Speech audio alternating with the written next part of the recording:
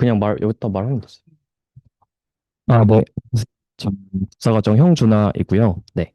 오늘은 이제 제가 원래 그 발표 주제가 두 가지였는데, 하나는 이제, 네, 조금 이게 앞에서 할 게 길어질 것 같아서, 네, 요거 하나만, 일단 하게 됐고, 그래서 오늘 이 주제는 이제 그 ICCB 최근 학회에 있었는데, 거기서 이제 테슬라 그 CTO가 발표를 한 그런 내용 플러스 제 생각을 조금 더해가지고, 네, 공유를 드리게 되었습니다. 그래서 이제 테슬라에서 하는 뭐 자율주행이라든지 휴머노이드 프로젝트인 옵티머스 그리고 뭐 폴리시 러닝과 월드 모델 이런 쪽으로 이제 어, 내용을 좀 구성을 해봤고요.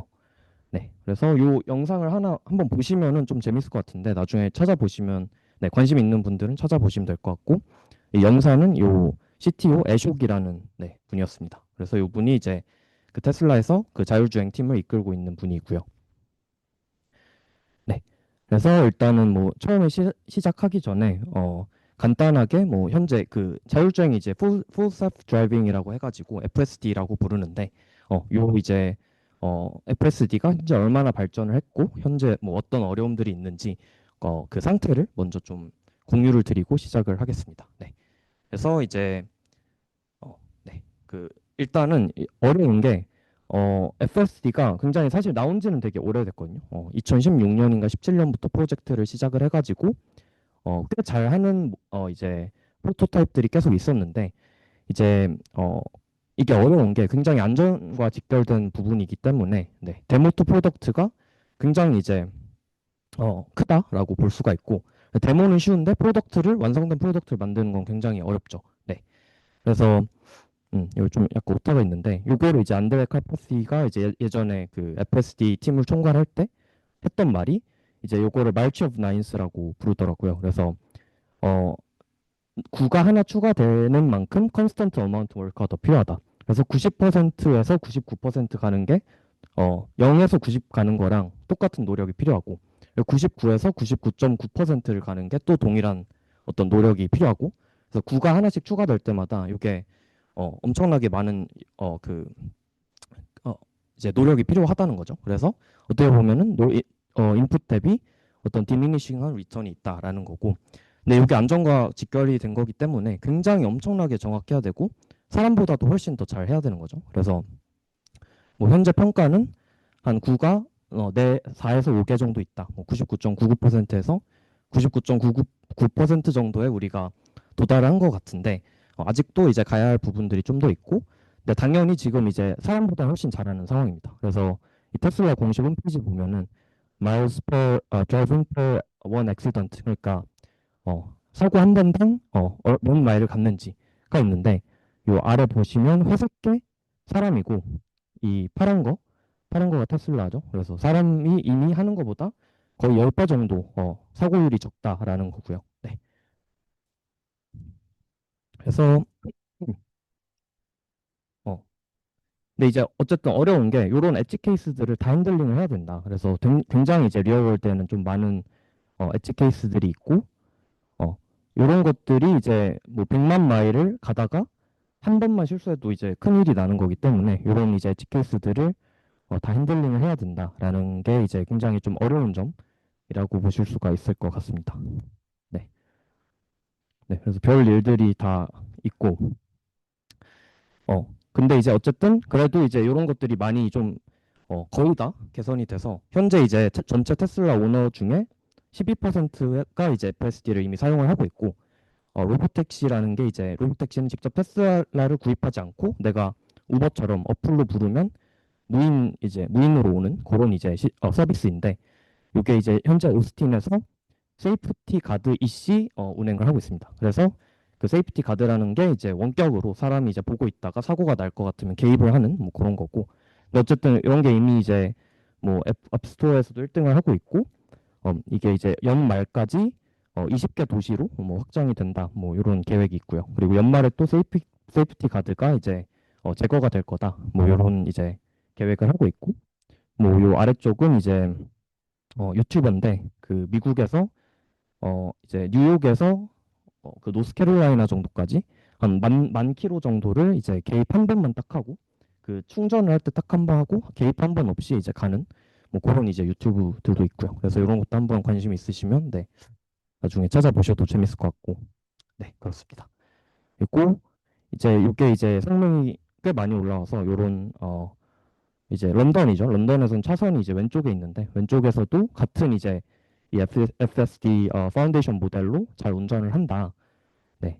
그리고 차가 이렇게 굉장히 많고 좀 도심에 공사도 하고 뭐 자전거도 다니고 굉장히 좀 복잡하고 어려운 상황에서도 이런 게 잘 되는 거를 좀 확인을 하실 수가 있습니다. 그래서 네. 뭐 인상 깊었던 점이 가다가 뭐 네, 이렇게 자전거도 있고 뭐 갑자기 그 끼어드는 차량, 끼어드는 사람들도 많이 있고 이런 회전 교차로 같은 네, 요런 데서도 이제 잘 하고 네.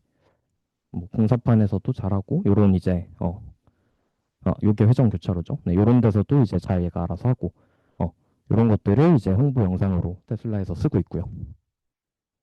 네. 그리고 또 하나 보여드릴 거는 매드맥스 모드라고 해가지고 이 모드를 또 지정을 할 수가 있습니다. 그래서 내가 좀 늦은 상황이다. 그러면 이제 내가 안전을 프라이어티로 넣을 거냐 아니면 속도를 프라이어티로 넣을 거냐를 이제 조절을 해가지고 내가 늦은 상황이면 이렇게 끼어들기를 자주 하면서 좀 새치기를 잘 하는 식의 그런 주행도 가능하다. 이런 거를 좀 보여주고 있고요. 그래서 이것도 이제 유저가 컨트롤할 수 있는 그런 부분입니다. 네.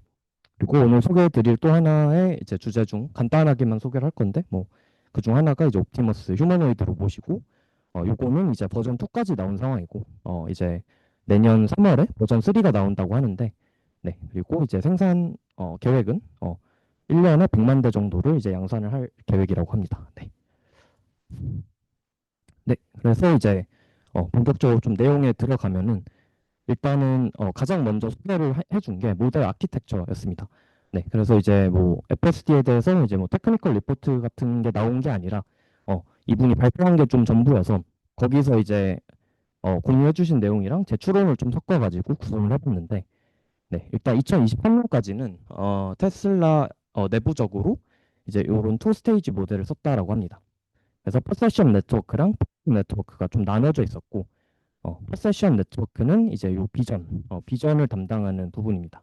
그래서 인풋으로 이제 7개 카메라에서 비디오 스트림이 들어오고 그다음에 뭐 오디오도 들어가고 레이더도 들어가고 여러 가지가 들어가는데 그런 것들을 기반으로 요 벡터 스페이스를 재구성을 하고 그다음에 인터미디어 피처 같은 거를 또 만듭니다. 그래서 음, 뭐 대표적으로 이제 뭐 트래픽 라이트이 어떤 건지 아니면 각각의 오브젝트가 뭐 어떤 구성이 있는지 뭐 이런 것들이 이제 예측을 하는 거죠. 어, 그리고 이렇게 예측된 거를 뉴럴넷 기반의 어떤 플래너랑 몬테카를로 트리 서치를 섞어가지고 그 어떤 트래젝토리 플래닝을 하고요. 그 플래닝을 한 거를 기반으로 최종적으로 서칭을 완료해서 우리 RL에서 하는 것처럼 밸류 펑션을 예측을 해가지고 최종적으로 어떤 스티어링과 어떤 액셀러레이션 할 건지를 이제 어, 조작을 하는 그런 식으로 이제 되어 있었습니다. 네. 그래서 뭐 요게 이제 플래닝 하는 뭐 그런 이제 좀 흐려서 잘 안 보이는데 이제 비전에서 예측한 어떤 요런 도면을 기반으로 뉴럴넷이랑 이제 MCTS를 섞어가지고 이제 플래닝을 하는 뭐 그런 방식이죠. 근데 이제 요거를 이제 투 스테이지가 아니라 지금은 원 스테이지로 해가지고 엔드 투 엔드 모델로 완전히 바꿨다라고 합니다. 네. 그래서 여기서 또 언급하는 게 이제 비터 레슨인데 아무리 이제 휴먼 프라이어를 많이 넣고 정교한 모델을 만들려고 하는 것보다 결국에 이제 심플 엔드 투 엔드 모델이 항상 좋다. 그리고 그게 훨씬 더 스케일링에 적합하다.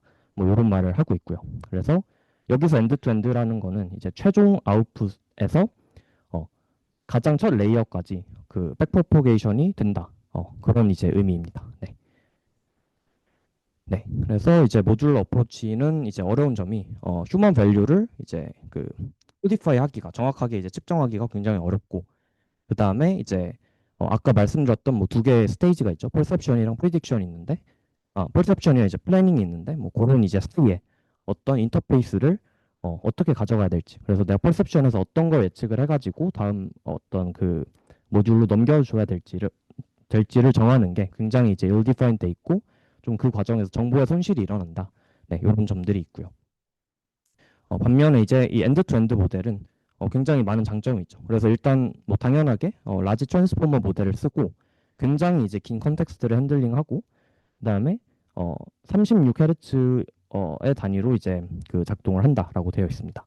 장점이 이제 호모지니어스한 컴퓨터를 쓸 수가 있다. 그래서 레이턴시가 디터미니스틱하다라는 건데 이제 모듈러 어프로치를 보면은 내가 예를 들어 오브젝트를 여러 개 예측하면은 그만큼 이제 컴퓨시 늘어나고 그다음에 트리 서치를 할 때도 내가 트리 서치가 이제 다이나믹하게 되잖아요. 그래서 내가 뭐 트래젝토리를 여러 개를 설치하는데 그 들어가는 시간이 굉장히 가변적이죠. 네, 그런 이제 단점이 있는 건데 이런 이제 리얼타임 모델을 만들 때는 이런 디터미니스틱한 레이턴시가 굉장히 중요하기 때문에 이런 하나의 그냥 정해진 어떤 네트워크로 구성하는 게 중요하다. 그리고 굉장히 어쨌든 그 스케일링 로에 의해서 팻이랑 팻 롱테일 한 이런 어떤 리얼 월드 트래젝토리를 이제 제너럴라이즈 하는데 일반화하는데 굉장히 적합한 구조다. 라고 이제 설명을 하고 있습니다. 네네. 네. 그래서 팻은 그냥 이제 그 디스트리뷰션을 생각을 하면 PDF 펑션을 생각하면은 높은 게 팻이고 낮은 게 롱테일. 그래서 굉장히 이제 좀 흔하지 않은 어, 엣지 케이스들을 이제 롱테일이라고 합니다. 네. 음. 온 디바이스입니다. 네. 네네. 음. 어, 이제 저희가 생각하는 뭐 LLM급의 성능은 LLM급의 이제 파라미터 수는 아니고요. 그거에 이제 뭐 정확한 이제 파라미터 수를 공개를 하진 않았지만 일반적인 LLM의 한 10분의 1에서 100분의 1 수준이라고 합니다. 그래서 뭐 그죠. 얻어낼 수 있어요. 네. 네. 얻어낼 수 있고 그 테슬라는 그 삼성이랑 TSMC에서 자체 반도체 칩을 만들어서 테슬라에 탑재를 하거든요. 네. 그래서 뭐 그 위에서 돈다. 그게 근데 엄청 최적화가 잘 돼 있다. 뭐 그런 이제 설명도 하고 있습니다. 네. 그리고 어, 네, 요 유튜브에 올라와가지고 봤습니다. 네. 네. 그래서 이제 좀 전에 설명드렸던 휴먼 밸류를 이제 코디파이하는 게 어렵다라는 게 보면은 이 영상을 보면은 지금 옆에 이제 물웅덩이가 있죠. 어. 그래서 이제 역주행을 지금 자동차가 테슬라가 하고 있는 겁니다. 왜냐면 물웅덩이로 가면은 차가 다 진흙 범벅이 되니까. 근데 이런 게 이제 굉장히 어떤 자의적인 판단이 들어가는 부분이죠. 일반적으로는 역주행을 절대 하면 안 되지만 이런 이제 한가한 어떤 곳에서는 차도 없고 이 정도의 역주행은 사실 일반적으로 저희가 많이 하죠. 운전할 때. 그래서 이런 것들을 일일이 룰 베이스드로 어, 어떤 밸류를 이제 할당하기가 굉장히 어렵다. 아까 뭐 몬테칼로 트리 서치 같은 거 하려면 그래서 이제 이런 엔드 투 엔드로 학습을 해야 된다. 이런 부분을 이제 설명을 하고 있고요. 그리고 또 하나 이제 네. 그래서 여기까지 이제 듣고 그러면 이제 엔드 투 엔드 모델을 학습을 할 때 어려운 점이 세 가지가 있습니다. 일단 첫 번째로 가장 많이 언급하는 게 컬스 오브 디멘셔널리티입니다. 그래서 이제 인풋 사이즈가 엄청나게 크고 그에 비해서 아웃풋 사이즈는 굉장히 작은 어떤 이런 모델인데 그래서 인풋 사이즈는 일반적으로 여기서 언급을 한 거는 2 빌리언 토큰이라고 합니다. 그2 빌리언 토큰이라는 게 7개의 카메라가 36fps로 그 비디오 정보를 주고 그다음에 각 프레임이 이제 5 메가픽셀 정도가 되고 그다음에 컨텍스트 랭스가 30초 정도가 된다라고 합니다. 그거를 이제 트랜스포머면 이제 픽셀 그 패치로 나누니까 나누기 25 정도를 한 거고요. 거기다가 이제 추가로 들어가는 게 이제 내비게이션 맵이랑 그 어떤 그 라우트를 이제 같이 넣어주고 그다음에 이제 키네마틱 데이터라고 해서 스피드, 뭐 가속, 그다음에 위치 정보를 이제 넣어줍니다. 이게 이제 100Hz로 들어가고 그다음에 오디오도 같이 들어가고요. 48 kHz로. 그래서 이런 것들이 이제 2 빌리언 토큰 정도 되고 근데 그에 비해서 우리가 예측해야 되는 거는 단 2개의 토큰인 거죠. 그래서 스티어링과 액션 딱 2개를 예측을 하게 되는 겁니다. 그래서 이렇게 디멘션이 엄청 크기 때문에 이게 이제 굉장히 데이터가 많지 않으면 해결이 불가능한 어떤 문제고 테슬라는 요거를 엄청난 양의 데이터로 해결을 하고 있다라고 합니다. 그래서 이제 전 세계에 있는 테슬라가 거의 한 1,000만 대 정도 된다라고 하는데 어, 거기서 이제 매일 500년의 드라이빙 데이터를 얻을 수 있다라고 합니다. 네. 그래서 요거를 이제 매일매일 500년의 데이터를 받아가지고 이거를 이제 다 쓰면은 굉장히 이제 좀 비효율적이죠. 왜냐하면 대부분은 이제 뭐 고속도로 달리고 하는 거는 필요하지 않기 때문에 여기서 이제 트리거링 펑션을 써가지고 그 트리거링 펑션이라는 거를 이제 뉴럴넷으로 학습할 할 수도 있고 아니면 이제 운전을 하다 사람이 이제 개입을 한다. 요런 이제 어떤 그 트리거링 그 알고리즘을 써가지고 그 이제 필요한 데이터들을 모으는 과정이 있습니다. 네. 그래서 그거를 모아가지고 그거 기반으로 학습을 하고 다시 디플로이를 하고 학습을 하고 계속 이 무한 루프를 도는 거죠. 그래서 요게 이제 현재는 이제 버전 14.13까지인가 나왔는데 그거를 이제 버전 1부터 지금까지 엄청나게 빠르게 계속해서 이터레이션을 돌고 있다라고 보시면 될 것 같고요. 네. 그리고 이제 위 오른쪽에 보시면 이거 2021년 자료긴 한데 뭐 거의 200개가 넘는 트리거링 펑션을 우리가 가지고 있다. 뭐 이런 식으로 설명을 하고 있습니다. 네. 그래서 좀 전에 아까 보여드렸던 이런 이제 엣지 케이스들을 어, 잡아내는 그런 이제 트리거링 펑션들을 쓴다라고 보시면 될 것 같고, 네.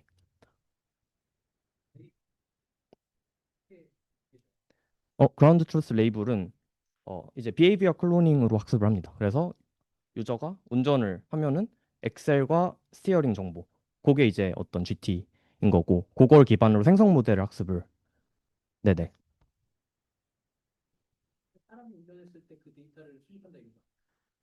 그거는 어, 사실 그 데이터를 어떻게 얻는지까지는 정확히는 모르겠는데, 오토파일럿을 안 키고 사람이 운전하는 거 기반으로 네, 수집을 하는 건 맞는 것 같습니다. 그래서 그게 라이센스가 어떻게 돼 있는지 모르겠는데, 네, 그렇게 얻는 거는 맞고요. 어, 그게 이제 한국에서도 그렇게 수집을 하고 있는지까지는 모르겠는데 미국은 그게 되는 걸로 알고 있어서 네. 그러니까 그 네, 테슬라 운전자들이 주행하는 정보를 테슬라로 이제 계속해서 송출을 하는 거죠. 실시간으로. 네. 그렇게 이제 하고 있습니다. 네. 어, 네. 그래서 이것도 방금 보여드렸던 뭐 그런 영상이고 네. 그리고 이제 네네. 음.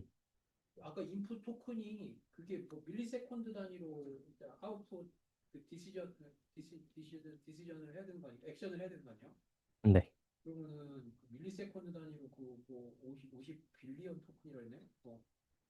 2 빌리언 토큰. 네네. 네.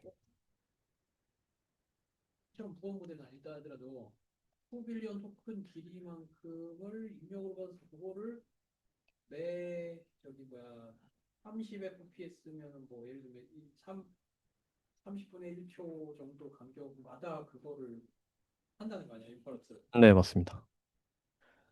그래서 이게 사실 엄청난 엔지니어링의 그 정수라고 해야 될까? 그리고 뭐 2 빌리언이어도 매초 새로 들어오는 거는 토큰이 한정이 돼 있잖아요. 그러면 이제 나머지는 KB 캐싱을 해두겠죠, 당연히. 트랜스포머 기반이면. 그럼 이제 새로 들어오는 토큰에 대해서만 이제 30초 컨텍스트를 유지한다고 했으니까 그럼 이제 그 30분의 1만큼만 새로 매 초마다 계산을 하는 뭐 그런 식으로 아마 구성이 돼 있을 것 같고요. 뭐 디테일을 공개하진 않았지만 그리고 그거 외에도 이제 그 어, 테슬라에 들어가는 그 반도체 칩 자체가 요 아크 소프트웨어를 최 이제 최적화해서 런할 수 있는 그런 이제 설계를 한다고 알고 있습니다. 네. 그냥 뭐 트랜스포머 기반이다. 요 정도 언급을 하고요. 네네. 그리고 LLM보다 뭐 10분의 1에서 100분의 1 작은 사이즈다. 근데 이제 하드웨어 그 반도체가 좋아짐에 따라 모델 스케일링을 더 계속해서 하고 있다. 뭐 그런 식으로 이제 언급을 합니다. 네.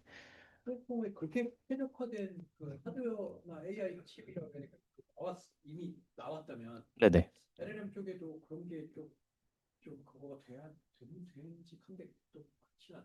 근데 이제 그런 스타트업들도 제가 많이 있는 걸로 알고 있는데 이제 인퍼런스 전용 칩을 만드는 회사들이 있고요. 그래서 그런 칩들은 이제 트랜스포머에서 특히 이제 트레이닝 말고 일반적인 저 엔비디아 GPU는 트레이닝이랑 인퍼런스 둘 다 지원하는데 인퍼런스만 되면은 거기에 최적화시킨 칩을 또 만들 수가 있거든요. 그래서 예를 들어 뭐 가장 많이 하는 게 뭐 메모리에 이제 접근을 하는 거다 하면은 뭐 그 메모리 다이를 그 접근하는 노드랑 최대한 가깝게 해가지고 좀 메모리 리드 앤 라이트를 빠르게 한다든지 뭐 그런 캐싱 같은 걸 잘 한다든지 그런데 이제 특화되는 칩들을 좀 만드는 회사들이 꽤 있는 걸로 알고 있고 네 그렇습니다.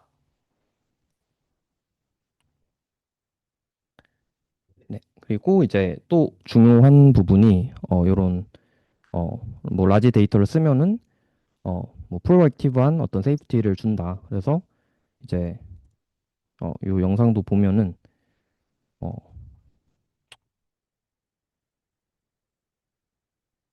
네,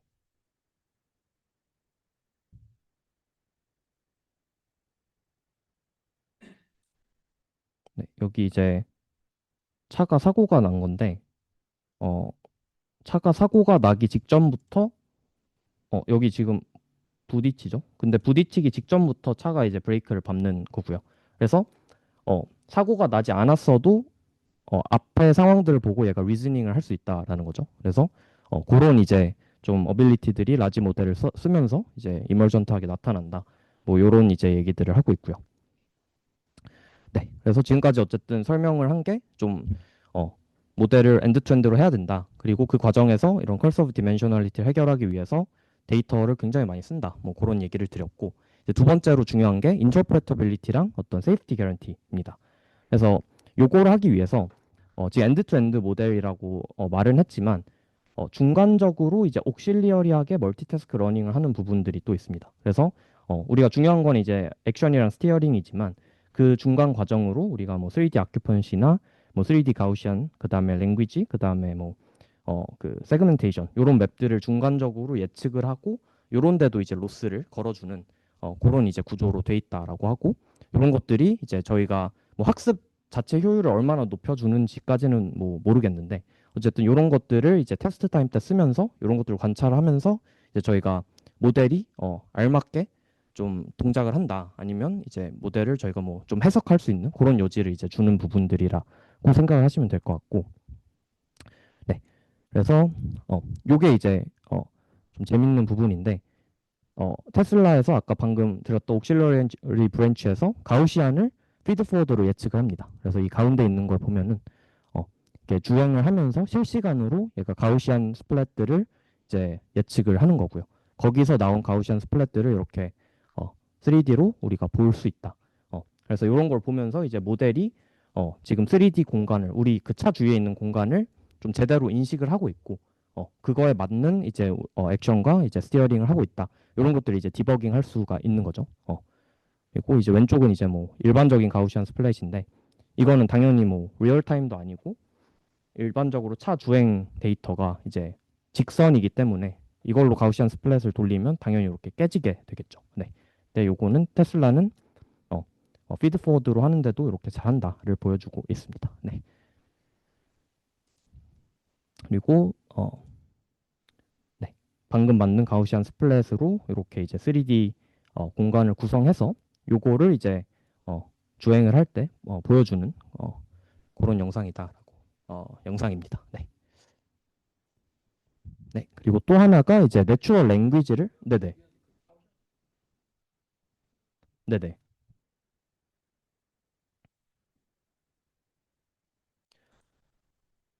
어, 네. 네네. 네네. 음, 네네. 그래서 아큐펀시가 아마 그거일 것 같은데, 네. 디텍션은 아니고, 디텍션은 아마 이제 뭐 세그멘테이션 요 브랜치일 것 같습니다. 네.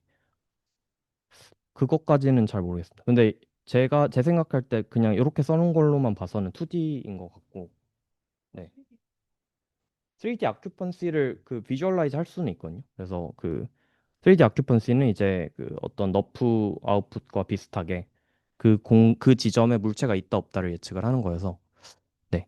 아마 이런 것들을 좀 결합해서 뭐 비주얼라이즈를 하지 않을까. 네. 이렇게 생각이 듭니다. 네. 그리고 또 하나 재밌는 부분은 자연어도 아웃풋을 한다고 해가지고 근데 자연어를 이제 인풋으로도 넣을 수 있나 봐요. 그래서 이제 이런 식으로 현재 그 어떤 스테이트가 주어졌을 때 질문을 하는 거죠. 왜 여기서 뭐 왼쪽으로 갈 수 있냐? 아니면은 뭐 너가 왜 이런 선택을 했냐? 이런 거를 물어보면은 그 파운데이션 모델이 내추럴 랭귀지로 이제 답을 해주는 그런 거고 이제 이런 것들을 적용을 해가지고 방금 좀 전에 제가 리즈닝을 한다라고 말씀을 드렸는데 실제로 이제 리즈닝 토큰을 요즘 LLM에서 하듯이 리즈닝 토큰을 생성해가지고 롱걸 싱킹을 할 수 있는 모델을 개발을 해서 지금 디플로이 중이다라는 언급도 이제 하고 있습니다. 네. 다만 이제 리즈닝 토큰을 많이 만들면 실시간성이 중요할 때는 어, 계속 쓸 수 없기 때문에 그거를 이제 좀 어댑티브하게 생각이 필요할 때만 어, 이제 작동이 되도록 그런 식으로 이제 설계를 하고 있다라고 말을 하고 있고요.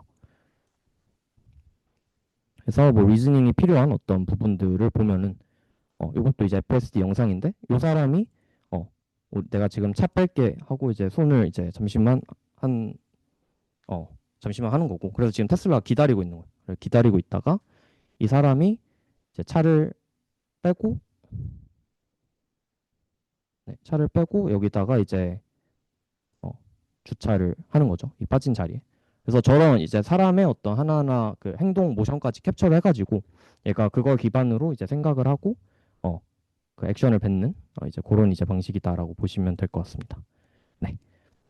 그리고 이제 마지막으로 제일 어려운 게 이밸류에이션 이라고 하고요. 그래서 이제 퀄리티가 좋은 데이터가 있어도 이제 요거를 이제 평가하기는 또 다른 평가하는 것도 다른 문제인데 왜냐면은 로스만 보고 내가 이제 로스가 충분히 낮다고 해서 모델이 잘 작동하는지 알 수는 없다라는 거죠. 그래서 그거를 다른 말로 하면은 그 오픈 루프 퍼포먼스라고 하는데 오픈 루프 퍼포먼스가 좋아도 클로즈 루프 리조트 그러니까 내가 액션을 계속해서 바뀌는 인바이먼트 상황에서 롤아웃을 해도 이게 잘 작동하는지는 알 수가 없다라는 거고요. 어, 그리고 이제 또 하나 중요한 게 페일리어를 어보이드 하는데 굉장히 많은 그 방식이 있습니다. 그래서 내가 이제 사고를 안 나게 하는 방식이 여러 개라는 거죠. 그러면은 그런 것들을 어떻게 내가 평가를 할 건지, 그러니까 답이 하나가 아니라는 거고 답이 여러 개라는 건데 그런 걸 내가 어떻게 평가를 할 건지, 이런 걸 이제 만드는 게 굉장히 어렵다. 어, 그래서 이제 여기서 말하는 게 뭐 여러 가지 이제 이밸류에이션을 하겠죠. 뭐 사람이 최종적으로 직접 타보기도 하고, 하지만 이제 그 사람이 최종적으로 타기 전에 가장 이제 좀 중요하게 생각하는 게 consequence of action predictions. 그래서 이거를 이제 월드 모델 같은 거를 만들어서 평가를 한다라는 거고요. 네. 그래서 월드 모델을 여기 설명을 하는데 여기서 테슬라에서 만든 월드 모델은 이제 액션이랑 모든 스테이트, 그러니까 스테이트가 이제 카메라, 뭐 아까 말했던 내비게이션 맵, 이제 속도, 가속도 뭐 이런 것들, 그리고 오디오 이런 것들이 다 들어가서 그 넥스트 타임에서의 넥스트 스텝에서의 그 스테이트를 예측하는 이런 모델을 이제 만들게 되고요. 네. 음, 음. 오디오는 운전할 때 필수적이죠. 뒤에서 빵빵거리거나, 그런 뭐 앰뷸런스가 뒤에서 오거나, 예. 그런 건 아닌 것 같아요. 예, 예, 예. 그래서 이제 이 월드 모델을 만들고 나면은 거기서 이제 폴리시를 테스트를 하는 거죠. 이거를 이제 이런 식으로 하면은 클로즈드 루프로 이제 폴리시가 액션을 뱉고 액션을 다시 먹여서 다음 스테이트를 생성하고 요거를 이제 반복적으로 할 수 있는 겁니다. 그래서 이런 식으로 이제 모델 평가를 할 수 있다라고 설명을 하고 있고요. 네. 그래서 요게 이제 테슬라에서 만든 그 월드 모델이고 그 월드 모델 속에서 학습된 폴리시가 이제 운전을 하는 것까지 이제 영상을 한 겁니다. 그래서 이제 요게 이제 생성된 비디오 모델로 생성된 영상들이고요. 음, 보시면은 네, 이렇게 운전을 정말 진짜 같이 잘 하는 모습을 보실 수가 있습니다. 네. 네.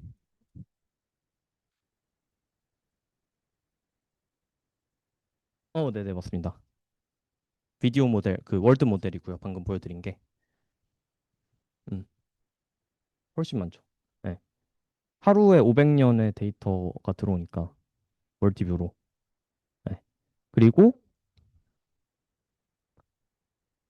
그런 건 뭐 당연히 했을 것 같아요. 페일리어 케이스에 대해서. 네. 그리고 이제 이걸로 그럼 실제로 평가를 어떻게 하느냐?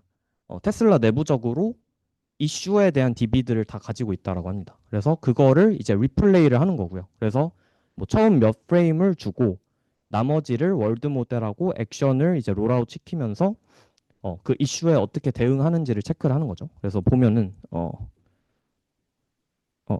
지났다. 네. 네. 그래서 여기 사람이 있잖아요. 그래서 그러니까 원래 이 왼쪽이 사람이 있는데 너무 가까이까지 갔다가 급격하게 방향을 전환한 거고 이제 새로운 폴리시를 학습한 다음에 이게 멀리서부터 좀 그 사람을 인식하고 잘 피하는 그런 걸 이제 테스트를 하려고 한 거고 그래서 이제 앞에 몇 프레임 이슈 상황에 대한 몇 프레임을 가지고 그걸 월드 모델에 넣어주고 그 상황에서 폴리시가 얼마나 잘하는지 그래서 요런 이제 DB를 만들어 가지고 폴리시를 학습할 때마다 그 DB에 있는 모든 데이터에 대해서 요거를 재평가를 다 하는 거죠. 네. 예, 예. 그죠?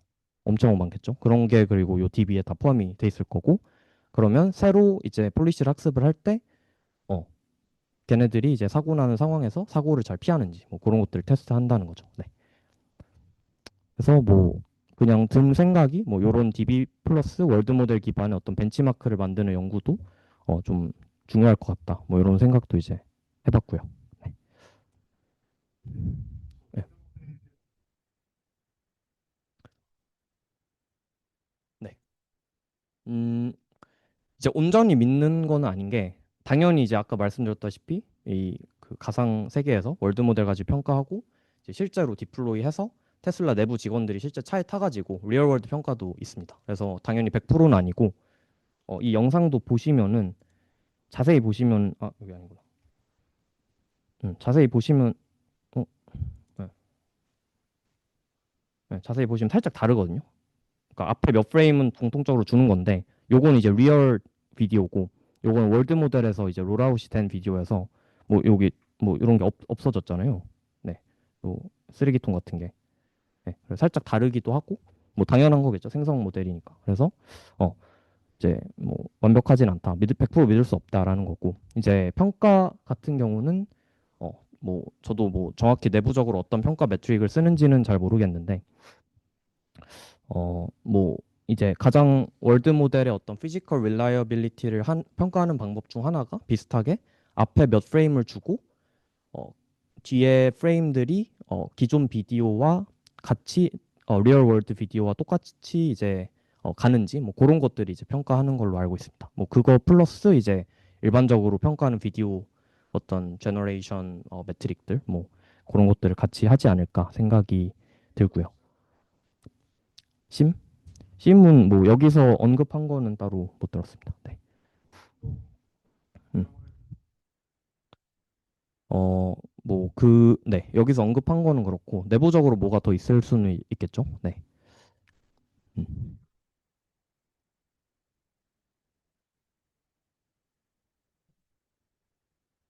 그래서 이제 여기서 하는 게 이걸 신테틱하게 이슈 케이스들을 좀 만드는 부분들이 있거든요. 그래서 요게 이제 리얼 월드인데 거기에 이제 텍스트 드리븐으로 그 월드 모델에 넣어가지고 요런 갑자기 차가 칼치기 하는 뭐 요런 영상을 만든다든지 요런 이슈 케이스들을 좀 증강을 해가지고 요런 것들로도 이제 테스팅을 하는 거라고 설명을 하고 있습니다. 네.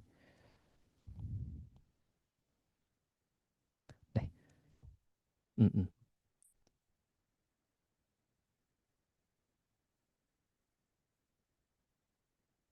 그죠. 네. 네. 네. 음, 음, 음. 음. 뭐 그런 케이스 많지 않을까요, 미국에는? 뭐 테슬라 더 많으니까. 네. 네. 어,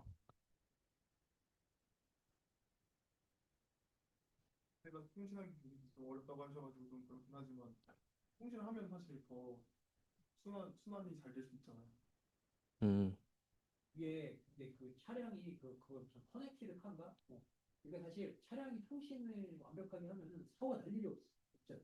음,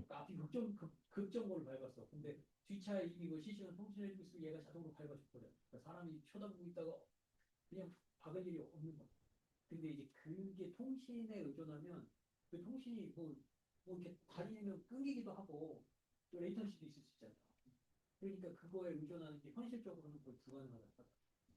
음, 네. 관련해서 우리가 지금 포스톤 파이프 시스템 쓰잖아요.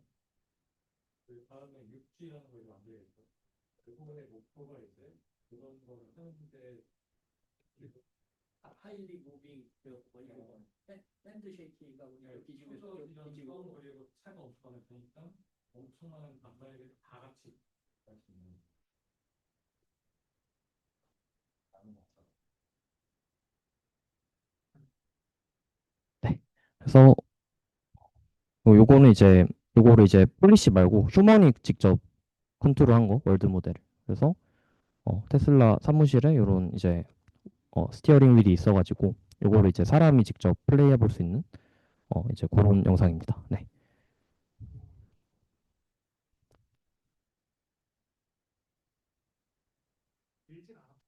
네네. 네네. 그죠. 그죠, 그죠. 네. 어, 네, 맞아요. 예, 예, 예.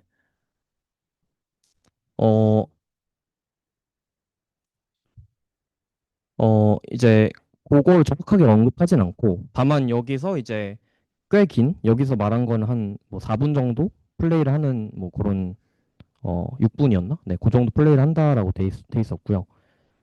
어, 하면은 길이 계속 뻥 뚫린 길이 나오지 아니면은 이게 데드엔드로 뭐 이런 거는 나중에 이렇게 될 수도 있고 저렇게 될 수 있잖아요.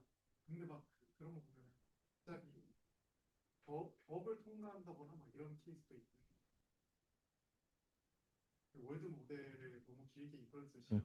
네, 네, 음.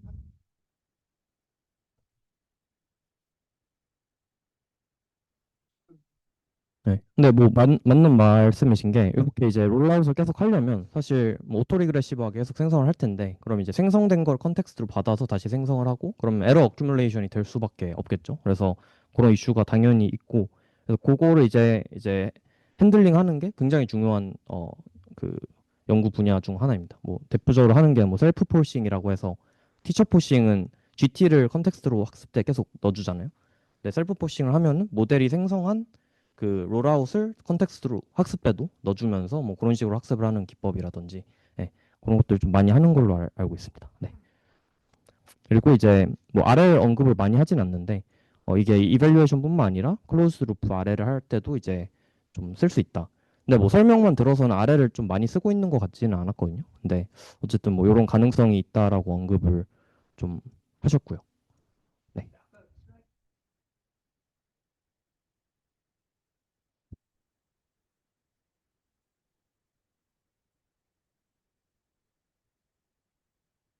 네, 오픈룹이라는 게, 그러니까 클로즈 룹을 뭐 저도 뭐 이번에 공부하면서 알게 된 건데, 클로즈드 룹은 폴리시가 액션을 하면은 스테이트가 바뀌잖아요. 그러니까 내가 스티어링 휠을 오른쪽 왼쪽으로 하면은 왼쪽 화면을 볼 거고, 이제 그럼 그걸 피드백으로 받아서, 그러니까 그거를 이제 인풋으로 받아서 다시 넥스트 스테이트나 넥스트 액션을 이제 프리딕션 하는 뭐 이제 그런 거를 이제 클로즈드 루프라고 합니다. 내가 액션에 의해서 오토 리그레시브라기보다는 내가 액션에 의해서 계속해서 월드로부터 새로운 인바이러먼트를 인풋으로 받고 다시 그거죠. 그래서 네, 오토 리그레시브라기보다는 스테이트가 계속해서 내 액션에 따라서 바뀌는 그런 이제 세팅인 거고 오픈 루프는 액션이 내 그 스테이트를 영향을 못 미치는 상황이라고 보시면 될 것 같습니다. 그래서 이제 예를 들어서 GT 이제 기존에 콜렉트된 그 비디오 데이터들이 있으면은 내가 이제 예를 들어서 이제 운전을 하면은 했는데 이제 다음 액션은 이미 촬영된 비디오가 있기 때문에 그렇게 바뀐 비디오가 들어오는 게 아니라 데이터에 있는 넥스트 프레임이 들어오겠죠. 그러니까 내 액션은 무시되는 거죠. 그럼 이제 여기서 평가할 수 있는 거는 내가 액션을 했을 때 실제 액션이랑 얼마나 비슷했는지 뭐 그런 거를 이제 측정을 하는 겁니다. 네. 음, 음. 어,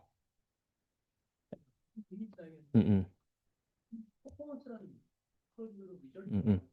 퍼포먼스라는 게 뭔지 네, 그래서 이제 오픈룹 퍼포먼스는 대표적으로 그냥 학습 로스 또 오픈룹 퍼포먼스가 될 수 있고 좀 전에 말씀드렸던 것처럼 이밸류에이션 할 때도 어떤 리얼 월드에서 콜렉트된 데이터가 있으면 거기서 이제 한 액션이랑 내가 실제로 그 스테이트에서 한 액션이 얼마나 차이가 있는지 뭐 그런 걸 이제 L2 로스 같은 걸로 MSE 로스 같은 걸로 잴 수 있잖아요. 그런 것도 이제 근데 이제 그거를 이밸류에이션 할 때도 그렇게 퍼포먼스 측정을 할 수 있는 거죠. 네. 맞습니다. 그리고 이제 클로즈드 루프는 실제로 내가 얘를 이제 월드 모델이던 진짜 밖에서든 얘를 이제 할 때 그 퍼포먼스 그거랑 이제 갭이 있다. 그 두 개가. 네, 그런 이제 의미입니다. 네. 그리고 네, 요런 거 이제 거의 다 끝났는데 네.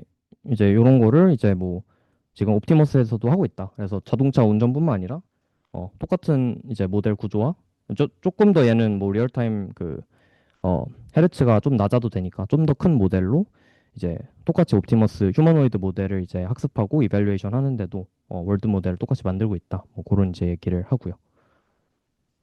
네. 그래서 네, 여기까지 끝났습니다. 그래서 테이크홈 메시지는 제가 그냥 생각나는 대로 적어봤는데 일단 뭐 여기서 이제 이 분이 계속 강조를 하는 게 엔드 투 엔드 모델이 항상 좋다. 그래서 사람이 뭔가 너무 파인 튜닝 뭐 이제 너무 이제 어떤 아키텍처를 튜닝하고 막 이런 거보다 그냥 간단한 어떤 심플한 모델로 엔드 투 엔드 트레이닝을 하되 그거를 이제 앳 스케일에서 하는 거 그게 이제 가장 중요하고 그건 이제 뭐 그냥 자동차뿐만 아니라 옵티머스 같은 어떤 VLA 모델에서도 이제 좀 비슷하지 않을까. 그러면 이제 지금은 이제 여러 가지 이슈로 인해서 뭐 투 스테이지 모델, 뭐 쓰리 스테이지 모델을 만들지만 결국에 이제 가장 잘 작동하는 거는 그냥 하나의 큰 모델을 만들어 가지고 엔드 투 엔드로 하는 게 좋지 않을까. 뭐 그런 생각을 좀 해봤습니다. 지금은 막 이제 뭐 시스템 2, 시스템 1 다 나눠져 있는데 그게 어떤 뭐 하드웨어의 컨스트레인트 때문이지 사실은 한 번에 할 수 있으면 베스트긴 하잖아요. 네. 그냥 우리가 무한한 어떤 성능의 그 GPU와 반도체가 있다라고 가정을 할 때. 네. 그래서 뭐 그런 생각 그리고 이제 스케일러블한 파이프라인이 중요하다. 그래서 이것도 같은 말인데 결국에 그 여기서 테슬라에서 만든 그 뭐 데이터를 일단 테슬라가 뭐 몇 천만 대가 있으니까 거기서 데이터를 모아가지고 정제를 해서 학습하고 디플로이하고 그거를 이제 무한 반복하고 그거를 이제 일종의 뭐 포지티브 어떤 사이클이라고도 부르던데 그런 이제 파이프라인이 구축되는 게 이제 어, 좋은 AI 모델을 만드는데 굉장히 중요한 게 아니라 그냥 필수적인 요소인 거고 그래서 연구를 할 때도 그 파이프라인 안에서 내가 어떤 부분에 기여할 수 있는 어떤 뭔가 연구를 하는 게 연구를 할 수 있을까 뭐 그런 걸 생각해 보는 게 좀 중요할 것 같다라는 생각했습니다. 그리고 이제 또 중요한 게 포톤 그러니까 광자들이 굉장히 광자가 스케일 할 수 있는 유일한 어떤 데이터다 뭐 요런 이제 언급도 있었는데 그래서 뭐 LLM 같은 경우는 우리가 자연어로 학습을 하지만 이제 이미 인터넷에 있는 모든 데이터가 고갈이 됐잖아요. 그래서 그 바뀐 이제 남은 데이터가 이제 이미지, 비디오 데이터인데 그런 것들을 이제 스케일링 하는 게 이제 점점 더 중요해지고 있고 그리고 그 이제 어떤 뭐 비슷한 얘기일 수 있는데 최근에 나온 이제 딥시크 OCR 같은 거는 어 텍스트를 이제 이미지로 이제 이렇게 잘라가지고 넣어주는 논문이죠. 근데 이게 이제 굉장히 핫했는데 최근에 이렇게 하면 좋은 게 토큰 수가 훨씬 줄어들더라. 훨씬 효율적으로 이제 정보를 압축을 하더라라는 거고. 그래서 어떤 뭐 픽셀 레벨로 이제 이런 BLM이나 이런 모델들을 학습하는 게 앞으로 더 이제 뜨지 않을까. 그리고 비디오 데이터셋 가지고 프리트레이닝을 하는 게 뭐 지금 이제 BLM 같은 것도 보면은 어떤 별도의 비전 인코더를 가지고 있는데 이제 결국에는 하나의 모델로 다 프리트레이닝을 하는 게 좀 대세가 되지 않을까 그런 생각도 좀 해봤고요. 네, 네네. 아, 네네. 요거는 텍스트 LLM인데 텍스트 토큰으로 넣는 게 아니라 요 텍스트가 쓰여 있는 논문 같은 이미지를 그 비전 패치로 쪼개가지고 이미지 토큰을 넣는 거예요. 네. 근데 이제 텍스트로 하면은 요 한 페이지 하면은 사실 그 토큰 수가 엄청 나잖아요. 거의 1000토큰이 될 텐데 요거 이미지로 자르면은 이제 몇 토큰 안 된다라는 거죠. 그래서 그 텍스트로 넣는 거보다 컨텍스트가 10배 정도 압축이 된다라고 합니다. 근데 성능이 똑같다.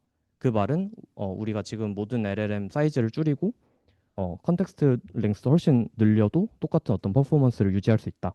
뭐 그래서 어떤 데이터의 어떤 그 압축적인 면에서 그 단순한 어떤 그 텍스트 토큰보다 이제 픽셀 형태로 우리가 정보를 넣었을 때 좀 더 이제 뭐 효율이 좋더라. 이런 게 이제 좀 핫해져서 네, 유명해진 걸로 알고 있습니다. 네. 텍스트에서 네. 그 네네. 텍스트를 패스워드나 뭐 부탁이나 이렇게 나가는 그거를 빽빽하게 그 폰트 크기를 줄여가지고 그거를 한 장에 A4지에 프린트를 해갖고 그거를 저렇게 넣으면 그 굉장히 긴 텍스트를 토큰화이즈 해갖고 그거를 넣는 것보다 음, 음. 빠르더라. 네, 맞습니다.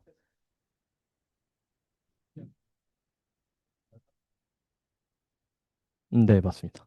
빠르고 그 컨텍스트도 훨씬 줄일 수 있으니까 메모리도 에피션트하고 뭐 정보량 자체도 사실은 뭐 문단이 어떻게 생겼는지 아니면 볼드체나 뭐 글자 크기 이런 것까지 담을 수 있으니까 정보량 측면에서도 그냥 플레인 텍스트보다 더 많고 뭐 이제 그런 장점이 어, 있는 것 같습니다.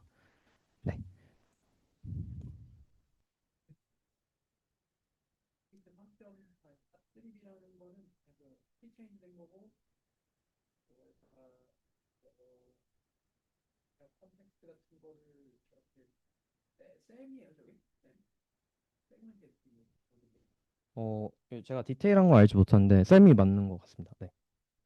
쌤이랑 앞에 이제 트레이너블 한요 비전 인코더들을 달아서 이제 넣어주는 네. 네, 네. 네. 네.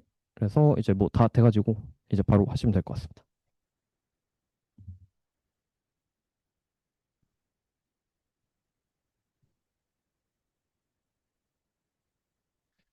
네, 카이스트 박사과정 박민호이고요. 제가 오늘 발표할 주제는 VLA가 진짜 이제 좀 파운데이션 모델이냐, 아니면 뭐 좀 진짜 제너럴라이제이션을 하느냐 하면은 그렇지 않다에 대해서 좀 소개를 해드리려고 합니다. 그리고 그 중에서 뭐 원래 파이 제로, 뭐 그루트 N 1들이 있었는데 그 뒤로 이제 파이 0.5 아니면 뭐 그루트 1.5 이렇게 .5들이 좀 붙었는데 이제 걔네들의 차이를 좀 하이 레벨적으로 한번 소개를 해드리려고 합니다.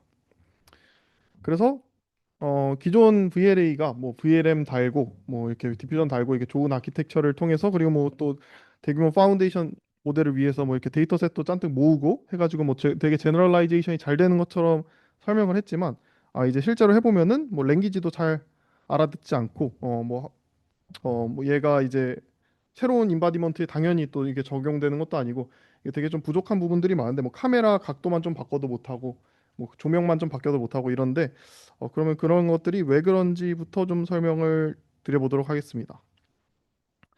그래서 그것들을 태클링하는 게 크게 이제 두 가지 논문이 있는데 하나는 엔비디아에서 나온 BLA 제로이고요. 다른 하나는 이제 피지컬 인텔리전스에서 나온 파이 제로 0.5의 뭐 이제 널리지 어 인설레이션 제가 정확한 발음을 모르겠는데 아무튼 그게 하나 있습니다. 그렇게 두 개가 있고요. 그 두 개에 대해서 오늘 소개를 해드리고자 합니다. 그래서 왜 원래 좀 잘 안 되느냐 하면은 지금 여기 보시는 것처럼 VLM을 쓰는 것까지는 좋은데 요게 이제 되게 제너럴한 입력을 이렇게 받을 수 있는 것까지는 좋은데 이 뒤에 액션 엑스퍼트라는 거를 저희가 이제 달게 되죠. 아니면 이제 액션을 이렇게 뭐 출력할 수 있게끔 만들거나 그렇게 하는데 근데 요 액션 익스퍼트의 이제 뭐 이 아웃풋을 보면은 요거는 VLM이 생판 처음 보는 겁니다. 뭐 예를 들어서 요 여기 디스크리트 토큰 VLA, 오픈 VLA 같은 경우에는 이제 VLM한테 새로운 토큰들 뭐 원래는 이제 랭귀지 토큰만 뱉었는데 완전히 스페셜 토큰들만 뱉으라고 이제 시키는 거죠. 그러니까 얘 VLM의 원래 프라이어 널리지를 전혀까지는 아니지만 잘 이렇게 활용하지 못하고 또는 이 액션 익스퍼트라는 애를 이렇게 뭐 크로스 어텐션이나 아니면 뭐 이렇게 셀프 어텐션으로 결합해서 추가적으로 굽고 요게 이제 뭐 플로우 베이스드 모델이기도 하고 디퓨전 모델이기도 한 그런 모델 구조를 가지기도 하는데 이제 요 구조는 뭐가 단점이냐면 요 아웃풋이 요 모듈이 from scratch로 학습이 거의 되기 때문에 사실상 여기서 이 VLM의 아웃풋을 거의 지 맘대로 해석을 해버린다. 그래서 VLM이 좀 제너럴라이즈 된 그런 피처를 주더라도 이 액션 엑스퍼트가 자기가 파인 튜닝한 데이터셋에만 굉장히 오버피팅하기 쉽다. 그래서 되게 제너럴라이즈가 안 되는 것 같다. 라고 이제 두 논문이 좀 공통적으로 얘기를 합니다. 혹시 다 괜찮으신가요? 아무튼 뭔가 VLM의 프라이어 놀리지를 잘 활용을 못한다. 왜냐면은 VLM이 원래 알던 토큰이 아니라 완전 새로운 토큰을 받거나 아니면 얘를 인코더로만 써가지고 거의 거기에 있는 인터미디어트 피처를 이렇게 가지고 와서 from scratch 모델을 추가로 학습하기 때문에 어쨌든 이게 뭔가 웹 스케일 데이터를 썼다고 하기에는 조금 뭐 민망한 구석이 좀 있다. 이런 내용이고요. 그래서 어떻게 할까를 봤을 때 논문이 크게 세 개 있는데 하나는 이제 KI라고 하는데 요거 이전에 뭐 파이제로 페스트부터 좀 소개를 드리려고 하고요. 요 페스트가 그나마 좀 제너럴라이즈가 그나마 되는 모델이라고 했습니다. 이제 왜 그런지 보면은 얘는 VLM을 백본으로 두고요. VLM이 토큰을 내뱉는 거는 똑같고요. 그 대신에 여기서 이제 디스크리트한 액션을 뱉습니다. 그러면은 여기서 이제 이 디스크리트한 액션을 뱉을 때 이 액션이 뭐냐?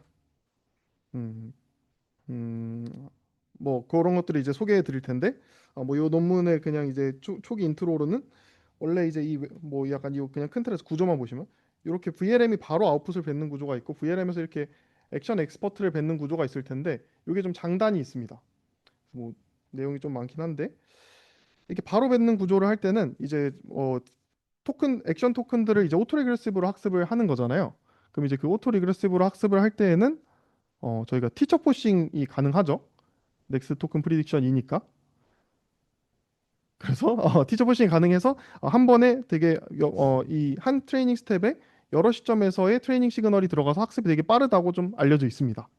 그래서 이 파이제로 페스트의 이 페스트의 뜻은 학습이 빠르다는 뜻이고요. 추로는 VLM을 오토 리그레시브로 뱉기 때문에 오히려 더 느립니다.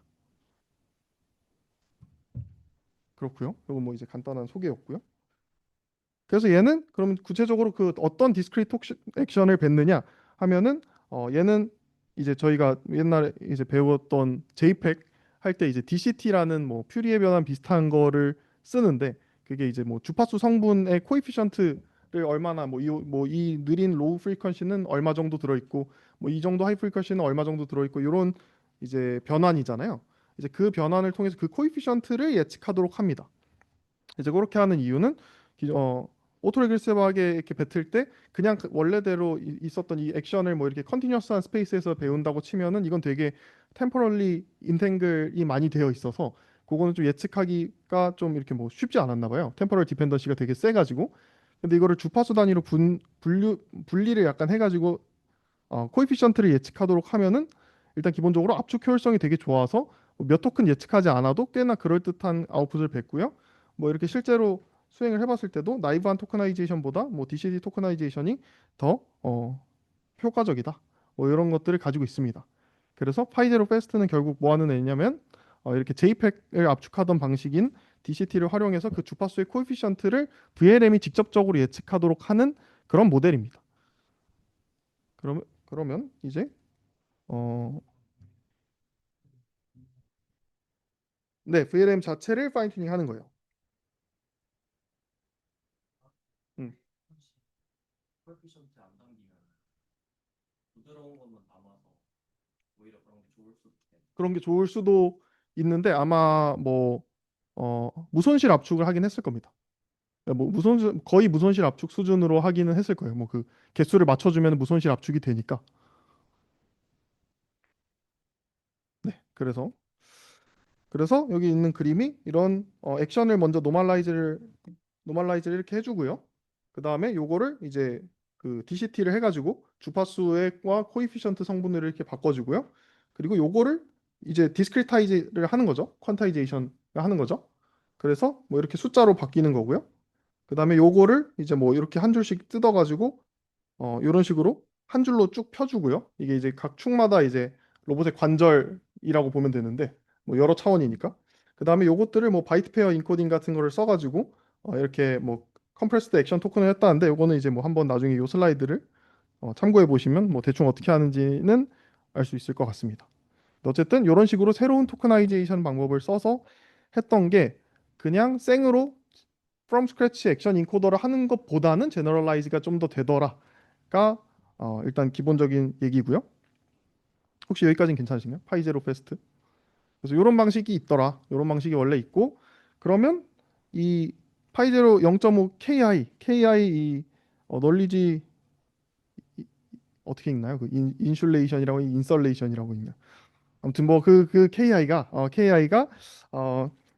어떻게 하는 거냐 하면은 아까 말한 파이제로 페스트가 되게 제너럴라이즈가 원래 있는 그냥 파이제로보다는 되긴 하는데 이 오토레그레시브 구조는 되게 느립니다. 왜냐하면 한 번에 한 토큰만 뱉기 때문에 액션을. 그럼 요거는 이 VLM 3빌리언짜리를 여러 번 인퍼런스 해야 되니까 되게 느리겠죠. 그래서 요거 말고 이 플로우 베이스드 액션 엑스퍼트라는 요 구조 여기서 뭐 이제 피처 받아가지고 액션을 생성하는 요 구조가 있기는 해야겠다. 근데 이 VLM에다가 요 그레디언트 여기서 나오는 요 from scratch로부터 오는 그레디언트를 흘려주지는 말아야겠다. 약간 뭐 우리 컨트롤렛하고 좀 뭐 비슷하죠. 원래 프리즈는 유지한 채로 여기에 있는 정보는 추가적으로 이렇게 받지 않도록.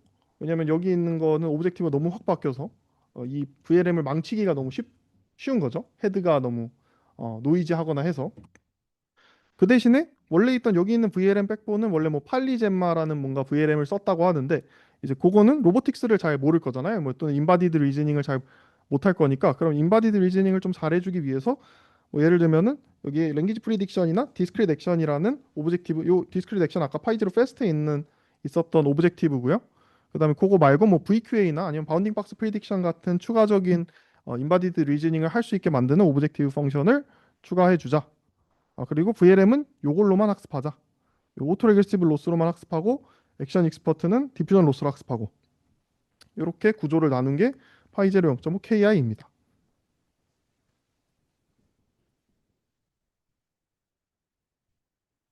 네. 그러니까 내가 예를 들어서 어, 요 물체가 있을 때, 요 물체가 여기 있는 거랑 여기 있는 걸 학습했어요. 프리 트레이닝 때. 그다음에 파인 튜닝 때. 그다음에 그 가운데쯤 뒀어요. 그럼 요거를 잘 뱉을 수 있냐 없냐? 요 액션을 잘 찝을 수 있냐 없냐? 그 정도 수준입니다. 그 그쵸, 그쵸. 테스트를 테스트 그런 거 그거는 아직 상상도 못할 일인데 그것도 그나마 얘가 좀 더 나을 수는 있는데 그거는 아직 상상도 못할 일이죠. 근데 오히려 그래서 사실 요 방법이 VLM을 프리즈하거나 아니면 VLM을 조금 파인 튜닝하는 거잖아요. 그래서 얘가 차라리 어쨌든 그런 걸 할 때 훨씬 가능성이 있는 거죠.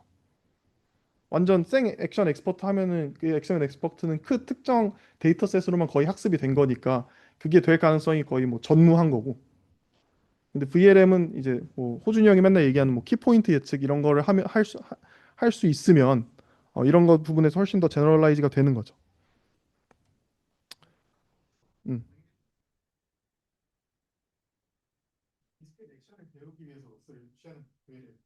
VLM한테 여러 멀티 태스크 러닝을 시키는 건데 그중 하나로 파이제로 페스트에서 썼던 디스크릿 액션 프리딕션도 배우게 하는 거죠.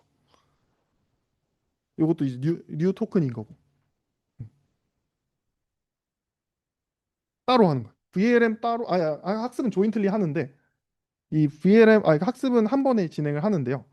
VLM이 학습된 로스랑 액션 엑스퍼트 학습된 로스가 완전 다른 거죠. 그래서 여기서 뭐 예를 들어서 보면은 여기 이 구조가 이 VLM하고 액션 엑스퍼트 이 구조가 사실 다 같이 한 번에 들어가는 셀프 어텐션이라고 봐도 되거든요. 근데 커절 어텐션. 근데 그래서 뭐 얘가 여기 이 프롬프트 이미지 텍스트가 일로 이제 어텐션이 크로스 어텐션처럼 이렇게 주입이 가능해요. 근데 이 컨티뉴어스 액션을 받아서 백프롭을 할 때 여기에 스톱 그레디언트를 한다는 거는 얘가 일로 정보는 주지만 거기 그레디언트를 끊는 거잖아요. 그래서 이런 식으로 스톱 그레디언트를 이제 이 B가 백본이었는데 LLM 백본, VLM 백본으로는 스탑 그레디언트를 해준다. 뭐 대충 그런 내용입니다. 이것도 뭐 디테일이라서 좀 넘어가도 괜찮을 것 같고요. 그래서 어쨌든 약간 비교를 해보자면 내가 이 KI라는 작업을 하는데 조인트 트레이닝 그냥 스톱 그레디언트 하지 않은 경우 그냥 다 같이 학습하는 경우랑 비교했을 때도 뭐 좀 더 좋고 근데 이게 약간 애매한 건 이거 실험이 그러니까 좀 태스크마다 좀 다릅니다. 태스크마다 좀 어떤 거는 이게 좋고 어떤 거는 저게 좋고 요게 좀 많이 달라가지고 되게 좀 이해하기가 어렵기는 한데 어쨌든 큰 틀에서 조인트 트레이닝보다 좋고 뭐 프로즌 백본 그러니까 LLM을 그 프리트레인드 그냥 원래 VLM 학습했던 그 LLM을 프리즈해서 쓰는 것보다 그래도 디스크릿 액션이나 아니면 그 인바디드 VQA 같은 거를 시켜서 추가 학습을 해서 얘가 인바디드 리즈닝을 할 수 있는, 뭐 리즈닝이라고 하긴 좀 그렇지만 아무튼 그런 거를 좀 아는 VLM이 되면 좀 더 좋고요. 그 다음에 뭐 이렇게 파이제로나 파이제로 페스트보다는 뭐 좀 당연히 또 좋고 뭐 그런 겁니다. 네. 그래서 그렇게 했을 때 아무튼 자기네들 방법이 거의 제일 항상 일반적으로 좋더라. 요런 내용입니다. 여기까지가 파이제로 0.5 KI인데 혹시 또 뭐 네, 없으면 그다음에 얘는 이제 좀 더 쉬운데요. VLA 0는 얘가 사실 더 뒤에 나왔는데 이게 좀 더 쉽습니다. 그래서 얘는 뭐냐? 얘도 이제 똑같은 내용을 얘기를 해요. 뭐 공교롭게도 파이제로 KI랑 VLM의 논리지를 어쨌든 최대한 또 유지를 해야 된다. 그러면 어떻게 최대한 유지를 할까 했을 때 얘네들의 답변은 약간 좀 그 KI에서 KI 액션 익스퍼트가 이제 속도를 위해서 필요하다고 했지만 얘는 나는 속도는 모르겠고 일단 제너럴라이제이션을 잘하게 하기 위해서 그냥 VLM을 그 자체로 쓰자. VLM을 파인 튜닝해서 쓰자. 인 거고요.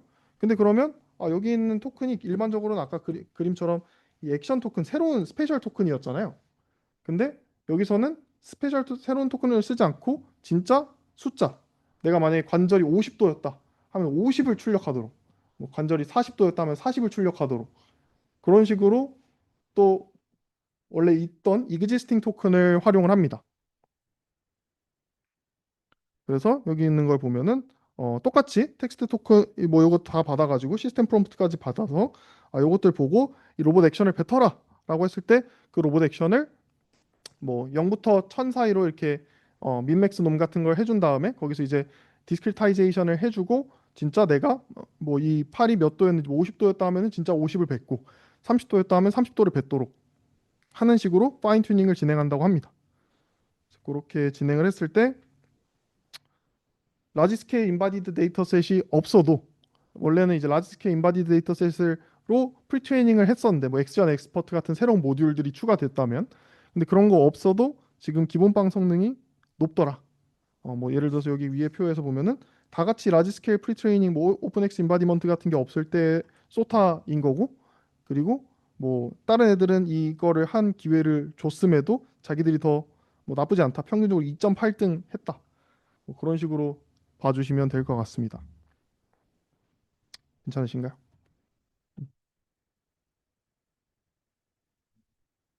진짜 아 앞이랑 비교했을 때 앞에 있는 디스크릿 액션하고 되게 비슷한 거고요.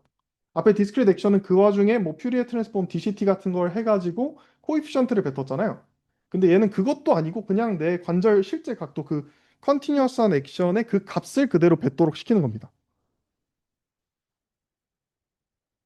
여기 디퓨전 사라진 거예요? 네, 인티저만 인티저만 뱉는 거죠. 인티저를 뱉으면 그게 근데 이제 민맥스 돔 같은 거는 되어 있는 거죠. 나중에 뭐 그거 디노멀라이제이션 같은 건 해주는데 근데 어떻게 보면 이게 더 디퓨전 팔로시인가 뭐 그런 거보다 훨씬 더 심플한 방법이잖아요. 완전 그렇죠. 근데 왜 그런 국제적으로 디퓨전 팔로시 같은 걸 했던 거예요? 왜 사람들이 이걸 먼저 알아? 어, 좀 일단 상상하기가 어려웠고요. 왜? 왜요? 저는 랭귀지한테 30도, 20도 이렇게 뱉는다는 거를 오토리그레스 심지어 이거는 학습도 그 텍스트 그러니까 1, 2, 3, 4, 5, 6, 7, 8, 9가 텍스트잖아요. 그래서 학습도 크로센트로피로써 한단 말이에요. 근데 이제 그런 짓을 이제 해도 되나? 39도와 40도, 41도가 뭐 고양이처럼 이제 완전 다른 클래스처럼 분류되는 뭐 그런 식의 접근인 거잖아요. 프로그램 가지고 뭐 예를 들면 센티멘트 어널리시스를 하도록 파인 튜닝을 하겠다라고 할 때도 뭐 예를 들면 어떤 문장 주고 네네. 그다음에 this sentence is positive, this sentence is negative 뭐 이런 거를 그냥 네네. 평선 형태로 그 프로센트로다가 학습을 하는 거잖아요. 네네.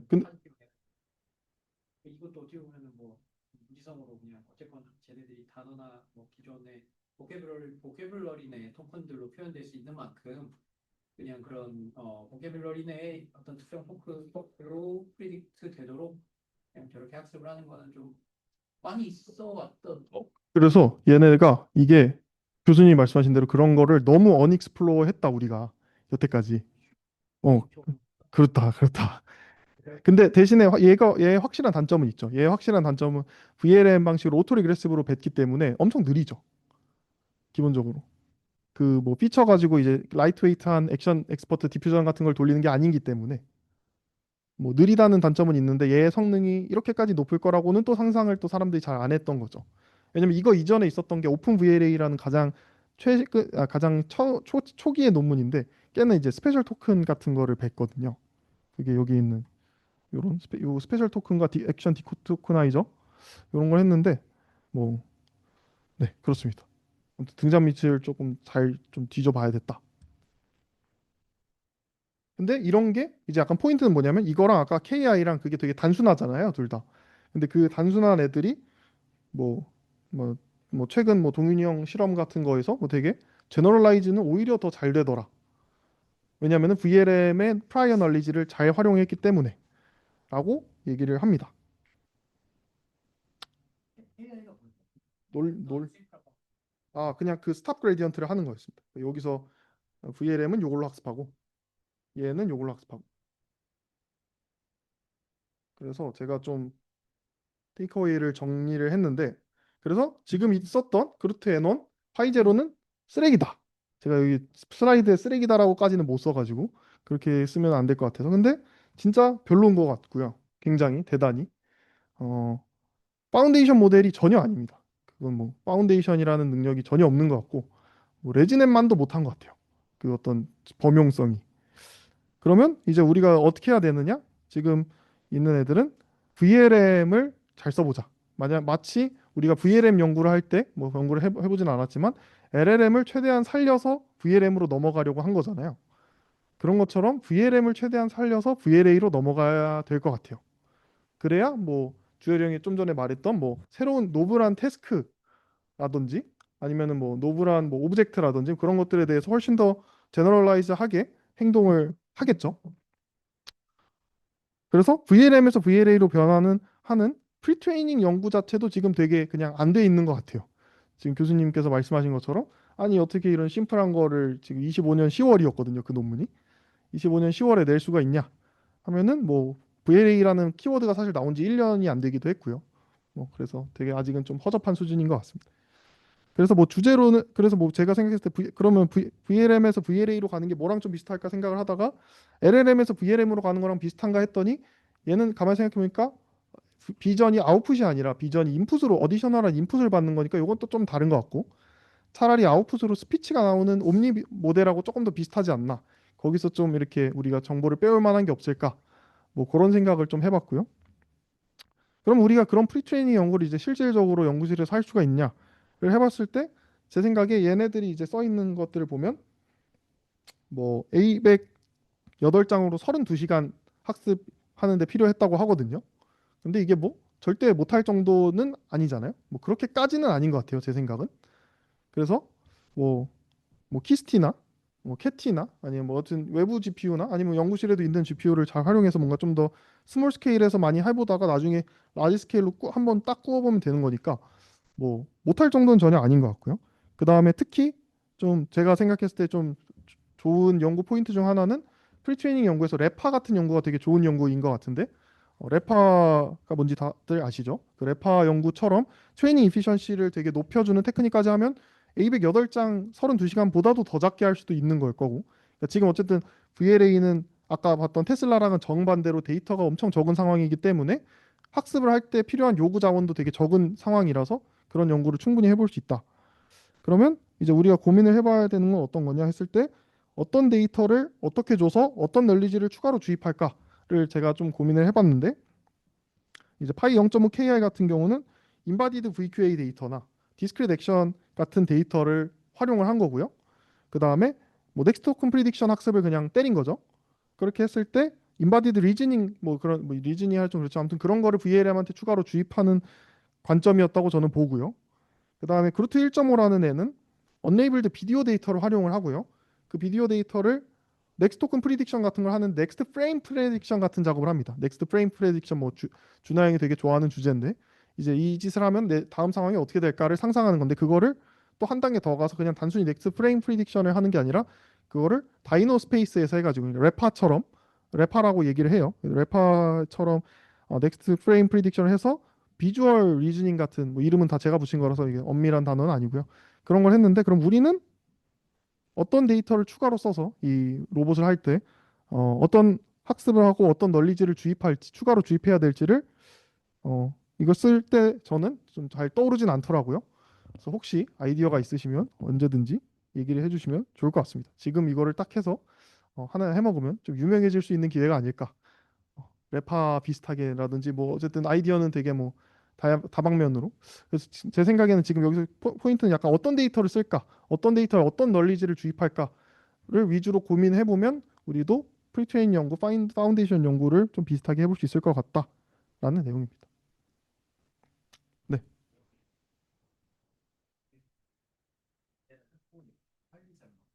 파이제로는 팔리젬마고요. 3빌리언 할만하죠. 또, 음, 음.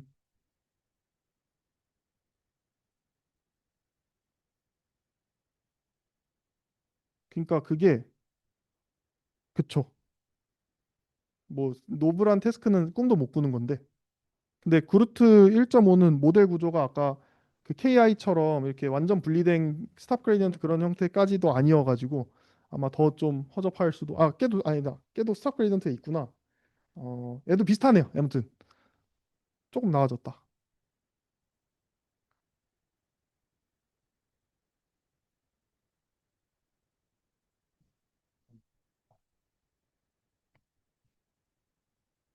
포스트 트레이닝 때 요거를 같이 쓴다는 말이었습니다.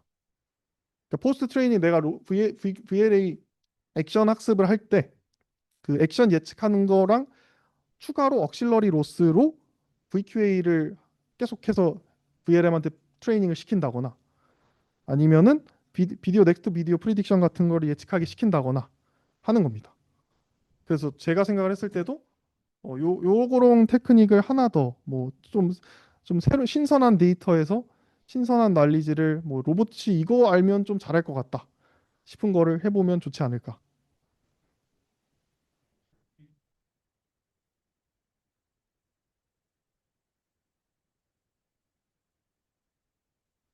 무슨 뜻이죠?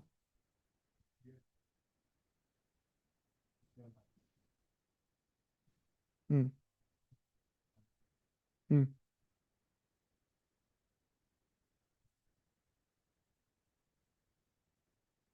그니까. 아니 근데 이제 그 오버피팅을 원래는 엄청 극단으로 시켰던 거고 지금 좀 덜 오버피팅을 시키는 거죠. 예를 들어 VLM은 그 액션으로 학습을 안 한다거나 그런 게 이제 조금씩 덜 오버피팅을 시켜 나가는 거였던 거죠.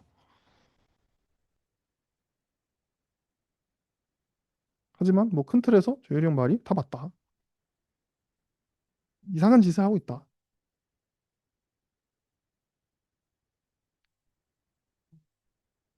음, 그쵸. 그렇죠.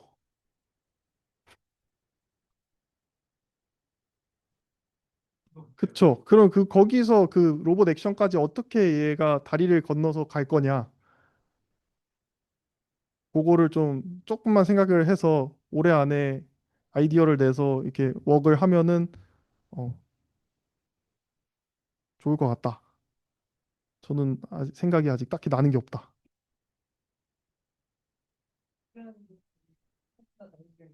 얘기한 거랑 그 식당 관련되게 는 부분이 네네. 그 앞쪽 슬라이드에서도 그 냄비 지우라고 물어보고 하는 거 있었잖아요. 그리고 그런 거를 하는 헤드 같은 것도 있었잖아요. 그 준하 학생 슬라이드. 주스랑 슬라이드요. 뭐, 오늘 이 동영상이 숨어져 있었나? 조금 더 어? 미신? 아까 뭐 이렇게 채팅으로 뭐 대화가 한 좀더 가요. 더 앞으로? 이거. 음, 예. 음, 음. 이게 그러니까 어디서 나오는 거죠? 모델 구조상? 그러니까 나는 이것도 그냥 VLA잖아요. 그러니까 VLM에서 시작된 VLA까지는 아니긴 하는데 어쨌건 얘도 랭귀지 스페이스 상에서의 뭔가 그런 걸 할 수가 있는 거잖아요. 약간 COT 같은 리즈닝 같은 걸 할 수 있고 그거에 순응하는 혹은 그거를 반영하는 로우 레벨 액션들을 얘가 하고 있는 거잖아요. 근데 아까 그 모델부에서 이렇게 들어가는 거가 뭐가 있었거든요. 그뭐 3D 이거. 그러니까 나는 이게 이쪽 패놉틱 세그멘테이션 이쪽은 그냥 멀티태스크 로스 같은 걸로 빠지고 이쪽에서 바로 이 로우 레벨 액션 그런 거를 그러니까 스티어링 앵글이라든가 이거 뭐 이런 거를 여기서 바로 내뱉는 거지. 그러니까 만약 그렇다라고 한다면 그렇게 멀티 헤드로 나가는 그런 멀티태스크 러닝이라고 한다면 아까의 그 KI인가 네? 그런 거랑 좀 비슷한 셈인 거잖아요. 네, 비슷한 셈이 실제로 맞고요. 그 제가 아까 말한 플레어라는 것도 그런 셈입니다.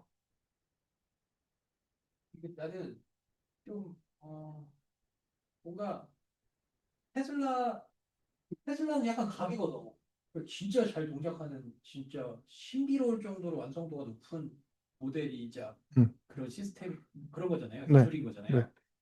그러니까 걔네가 예를 들면 이게 멀티태스크 러닝으로 빠진 건지 아니면 이 화살표는 뭐 약간 여기서 나온 게 어떤 형태의 컨디션으로 들어간다는 건지 그리고 저기서도 뭐 예를 들면 이거는 먼저 학습하고 이쪽은 또 이쪽 아웃풋에는 프리즈 시켜가지고 이쪽은 어떻게 스타 그레이디언트 같이 해갖고 이쪽을 나중에 학습한다는 건지 만약 그렇다면 아까 그 스타 그레이디언트 약간 그거에 해당할 것 같고 그러니까 어떻게 보면 요 모델과도 조금 많이 좀 유사한 점이 좀 공통점이 많이 있는 것 같은데 제가 약간 요 테슬라에서 어떻게 했는가를 좀 뒤져가지고 얘네들이 공개는 100%안 했겠지만 근데 얘네는 진짜 누가 봐도 진짜 완전 진짜 테슬라 미만 잡의 그 기술 수준을 만들어내기 그러니까 조금 그런 힌트를 이쪽으로 좀 얻는 것도 또 어떨까 싶은 생각이 들고요. 그리고 약간 그런 어떤 랭귀지로다가 지금 상황을 설명하고 그거를 반영한 로우 레벨 액션을 내뱉을 수 있다라는 그런 모델의 능력의 관점에서 보면 약간은 모르겠어요. 이걸 멀티태스크로 해야 될지 아니면 이걸 컨디셔널하게 이렇게 해야 될지 모르겠는데 이걸 어떤 좀 조금 더 피지컬리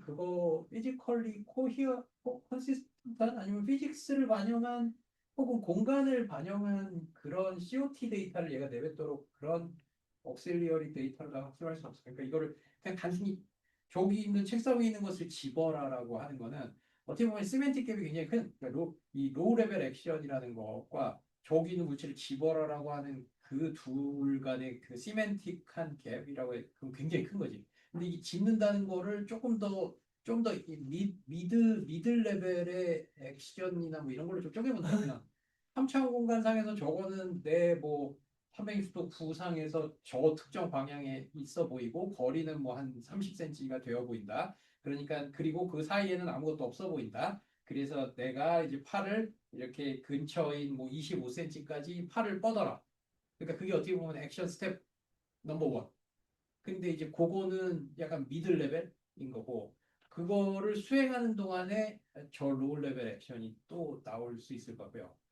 그래서 뭔가 이거를 COT처럼 이 공간을 반영한 좀 뭐 그리고 여기서 가까이 갔다 그러면 이제 손가락만 뻗으면 내가 집을 수 있다. 그리고 손가락을 그러면 오므려라. 그리고 뭐 압력이 몇 센치까지 압력이 몇 프레셔가 될 때까지 오므려라. 왜냐면 그 저게 무게가 얼마쯤 될 것 같으니 아니면은 뭐 이게 좀 압력이 약간 떨어질 것 같으니 뭐 약간 이거가 로우 레벨 액션이라면 그 위에 있는 액션은 좀 전에 내가 얘기한 것처럼 이제는 손가락을 오므려라. 그리고 얘가 이제 중력에 떨어지지 않을 정도가 되도록 그 압력으로 얘를 그랩을 해라. 집어라.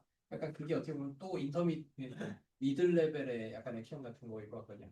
그러니까 뭔가 그런 주간 데이터들을 좀 만들어서 좀 그거를 이 멀티태스크 러닝에 이제 또 다른 헤드로 빼야 될지 아니면 그러면 굉장히 느리겠지만 뭔가 그렇게 해서 그 하나하나가 각각이 컨디션이 돼갖고 각 스텝에 대한 롤 레벨을 하고 또 그 다음 넥스트 스텝을 그 나는 아까 이 화살표가 이렇게 있었잖아요 테슬라에서 그러니까 아마 그렇게 동작하진 않을 것 같긴 한데 난 이 화살표가 뭔지 좀 궁금하더라고요. 그러니까 여기서 그냥 이걸 억실러리로 쓰면 여기서 끝나야 되는데 가자. 이게 리즈닝이라고 쓰여 있으면서 뭔가 가니까 네. 네.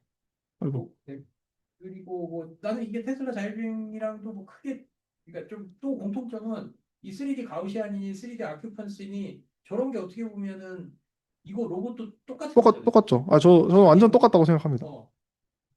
그 장애물이 있거나 뭐 피해 가야 되는 거고 막 3차 공간상에서 얘 위치 같은 걸 인식해야 되는 거고. 그러니까 나는 좀뭐 모르겠어요. 뭐 얘에서 많이 힌트를 얻어갖고 얘는 하여튼 거기는 안 돼 있는데 뭔가 여기저기 찾아보면 조금씩 힌트가 있을 거잖아요. 얘는 정답일 확률도 높고. 네? 예. 충격됐지. 근데 얘랑 좀 다른 점은 얘는 진짜 그 데이터가 많으니까 그거가 아닌 상황에서 좀 어떻게 하면 좋을지를 또 뭐 방법인 것 같기도 해서 뭐 예를 들어서 데이터 얘는 진짜 많으니까 그냥 하이 레벨부터 로우 레벨까지 그냥 엔드 투 엔드로 한 모델을 학습해버려도 되는 상황인 거잖아요. 테슬라 같은 경우는. 근데 실상은 이 모델은 그렇진 않잖아요. 이거는 그냥 무지성은 아니잖아요. 그래서 저는 아까 오히려 이제 준하 형의 이 발표를 들으면서 들었던 생각이 얘가 이전 버전 테슬라 요게 오히려 지금 단계 아닌가. 뭔가 데이터가 아직 그 테슬라의 다수의 차량으로부터 우리가 아직 받아낸 게 아니잖아요. 다수의 로봇으로부터 우리가 데이터를 받아낸 게 아니라면은 좀 이 네. 옛날 버전의 자율로 저요? 네, 네. 근데 이제 관점이 차일 수 있는데 이게 그러니까 굉장히 모듈러한 혹은 사람의 prior knowledge. 그러니까 이거는 이렇게 시스템이나 이거 알고리즘을 구성해야지 이거잖아요. 네. 그리고 어떻게 보면 오른쪽이 저게 비터 레슨이라고 되어 있는 그렇죠. 그런 거 다 무용론. 그냥 데이터만 그냥 때려놓고 모델을 무지성으로 간단하게만 만들고 입출력만 우리가 원하는 우리가 갖고 있는 입력. 그리고 우리가 원하는 딱 출력. 그것만 내도록 하는 조고가 무지성의 어떤 그냥 심플리스트 4 있잖아요. 근데 저게 제일 잘 동작하는. 근데 약간 아까 그 뭐 이렇게 나가고 하는 거는 모르겠어요. 나는 그 모델은 결국은 이 중간 어딘가에 있는 모델을 보거든요. 음, 그러니까 나는 결국은 이쪽의 플레이버가 지금도 여전히 뭐 테슬라에서도 어느 정도는 있는 거 아닌가. 음, 그러니까는 좀 이런 데서 좀 힘들어 좀 어떻게 얻을 수 없을까. 그럼 준하 형한테 잘 물어보겠습니다. 뭐 언급도 했는데 질문 중에 하나가 뭐 저러면 엔드투엔드가 뭐 맞는 거냐. 그래서 아까 그것처럼 네, 그때 그래서 애쇼 그 CTO 말한 여기서 엔드투엔드 정의는 그 아웃풋에서 인풋까지 100% 풀리 되는 거. 그게 엔드투엔드고 네. 그 안에 뭐 네트워크 구조가 어떻고 뭐 모듈이 어떻게 돼 있고 이런 거는 그건 그냥 임피리컬한 거다. 그냥 다 실험해 보면서 제일 잘 되는 거를 한다. 그런 식으로만 말했고요. 그다음에 뭐 옵티머스 관련해서도 FSD랑 거의 비슷한 뭐 네트워크나 프레임워크로 학습을 하고 있다. 그 정도. 그래서 이제 교수님 말씀하신 것처럼 이거를 ELA에서 똑같이 비슷하게 뭔가 적용할 수 있지 않을까. 근데 구체적으로 어떻게 할지 모르겠어요. 제가 여기서 느낀 건 테슬라가 뭐 우리는 이제 모델도 고정시켜놨고 데이터도 계속 늘어나니까 이제 앞으로 올라갈 길만 남았다 뭐 스케일업을 하게 올라갈 것 같이 말을 했는데 사실 거기 좀 얘들이 빼먹고 말한 함정이 그 데이터를 엄청나게 큐레이션을 해야 되는데 그거는 스케일업을 하지 않을 것 같단 말이죠. 그거는 여전히 그 특수한 케이스들을 찾아내는 어떤가에 뭐 그게 자동화가 되고 사람이 하는 그 노력이 필요한 건데 그거를 좀 빼고 말한 것 같아요. 만약에 그런 노력을 쏟고 있으면 사실 그런 중간 단계가 안 중요할 수도 있겠다는 생각. 실제로 거기서 말하는 게 80% 90%가 데이터 만드는 작업이라고 말하고 그래서 그 데이터 파이프라인 만드는 게 가장 중요한 일이었다. 네, 그거보다. 저도 데이터가 중요하다고 생각을 해서 아까 말했던 마지막에 했던 말도 좀 로봇 할 때 어떤 데이터를 좀 추가로 넣을까 쓸 수 있을까? 근데 나는 좀 뭔가 이게 당연히 뭐 데이터 이제 뭐 약간 데이터가 갑인 것도 맞는데 아 뭐랄까 그 약간 테슬라에서 아까 하고 있는 일들 뭐 아까 뭐 여러 개 뭐 그거 알람 띄워주는 뭐 그거 뭐라 그랬더라 트리거. 트리거 저런 것들은 이제 99.99 이제 9.5.9에서 뭐 4.9에서 5.9로 갈 때 그럴 때 약간 좀 그 코너 케이스들을 신경 쓰기 위한 거일 것 같고요. 뭐 물론 나도 틀릴 수도 있고 이게 굉장히 추상적인 얘기긴 한데 근데 지금 로봇 VLA의 수준은 뭐한 80%나 되는 거야라는 수준인 거잖아요. 그러니까 50% 50% 한다. 그러니까 뭔가 아직 물론 지금부터 저런 거를 고민하면 좋긴 하겠으나 뭐 약간 뭐 어두워지면 얘가 벌써 못하고 앉았고 예, 뭐 맞아요. 약간 그런 수준은 어찌 보면 좀 모델의 여전히 그 모델 디자인 같은 측면에 조금 신경을 써야 되는 그래서 뭐 아까 뭐 무슨 뭐 패노틱 세그멘테이션 뭐 무슨 3D 오고 뭐 무슨 디텍션 뭐 약간 뭐 이런 식의 조금 우리가 머리를 써서 조금 뭔가 그 아직은 그런 게 필요한 단계 그러니까 이제 데이터라는 것도 그냥 저런 그러니까 동일한 종류의 데이터, 우리가 모아왔던 동일한 종류의 데이터 내에서 어떤 코너 케이스를 이렇게 큐레이션하는 것이 아니라 지금 얘기했던 것처럼 뭔가 새로운 종류의 태스크와 아니, 새로운 종류의 데이터와 새로운 종류의 태스크 혹은 모델 디자인 뭐 좀 그런 측면에서 좀 아직은 뭐 할 게 그래도 많이 있지 않을까. 그래야 뭐 60, 70에서 그래도 80, 85까지 올라가는 거는 그런 걸로 가능한 그런 게 필요한. 한번 고민을 해보겠습니다. 사실 잘 모르겠어가지고 아직은 좀 더 그리고 공간 어웨어 COT 같은 거. 공간 오해의 COT. 아까 뭐 거리가 지금 몇이니까 아, 10cm까지 가라. 스텝 1. 그래서 뭐 호준이 형 얘기가 그 키포인트 얘기가 약간 그런 비슷한 느낌입니다. 이 VLA가 어떻게 가야 될지 이거를 키포인트의 형태로서 인터미디어트 피처로 주는 거죠. 그래서 아마 뭐 약간 큰 틀에서 하이 레벨적으로 그게 그 말이지 않을까 싶기도. 중요한 게 그냥 BLM이 내뱉는 그 리즈닝 토큰들이 그 태스크 어그노스틱 한 거여야 제너럴라이즈가 되는 거니까 그중 하나가 뭐 키포인트일 수도 있고 아니면 뭐 제 생각에는 그냥 그 프레임이나 뭐 다이노로 압축된 그런 프레임에 대한 레프레젠테이션 미래 프레임들에 대한 그런 걸 레파. 수도 있고 네. 내가 얘기한 키포인트랑 거의 유사하긴 한데요. 키포인트는 아주 조금 제한적인 그리고 좀 뭐 약간 그러니까 나는 가우시안 스플래팅이나 뱁스 에스티메이션 같은 거 그런 거는 네. 어떻게 보면 키포인트보다는 조금 더 덴스한 음, 조금 레프레젠테이션인 것 같은데 네. 나는 그 레벨에서가 좀 필요할 것 같거든요. 한번 생각해 보겠습니다. 근데 뭐 보통은 그래서 그게 중요하니까 뎁스 같은 건 인풋으로 넣어주기도 합니다. 애초에. 그러니까 나는 이걸 랭귀지로 표현하잖아. 아, 랭귀지로. 아, 어디를 뎁스를. 아, 그래서 뭐 직선으로 뻗어라 아니면 여기 가운데 뭐가 있으니까 요거를 피해서 조금 아크를 그리면서 음. 뭐 대략 그러면 얘가 어디에 있고 내가 가야 되는 거리는 10cm고 중간에 한 3cm의 공이 가운데 있으니까 아크의 반지름은 대략 한 5cm의 아크로다가 그리고 왼쪽으로 반시계 방향으로 돌아서 저기까지 가라. 음. 뭐 약간 이런 식으로다가 랭귀지 쪽에 인퍼런스를 뽑아내면 음. 그런 게 좀 로우 레벨 액션에 꽤나 저는 되게 좋아 보입니다. 왜냐하면 그게 그런 종류의 인터미디어트 피처가 VLM 학습할 때도 여전히 VLM의 널리지를 유지하는 거고. 그러니까 어디 네, 언어로 그걸 하게 그렇죠. 그리고 뭐 액션 엑스퍼트한테도 더 좀 디테일한 주문을 하는 거니까 되죠. 저는 그런 접근이 되게 좋다고 생각합니다. 저도 한번 찾아보겠습니다. 아직 뭐 저도 연구 주제가 확 정해진 게 아니라서. 네, 조금 늦어졌는데 여기까지 할까요? 네네. 네, 그러면은 마지막 범수님. 네.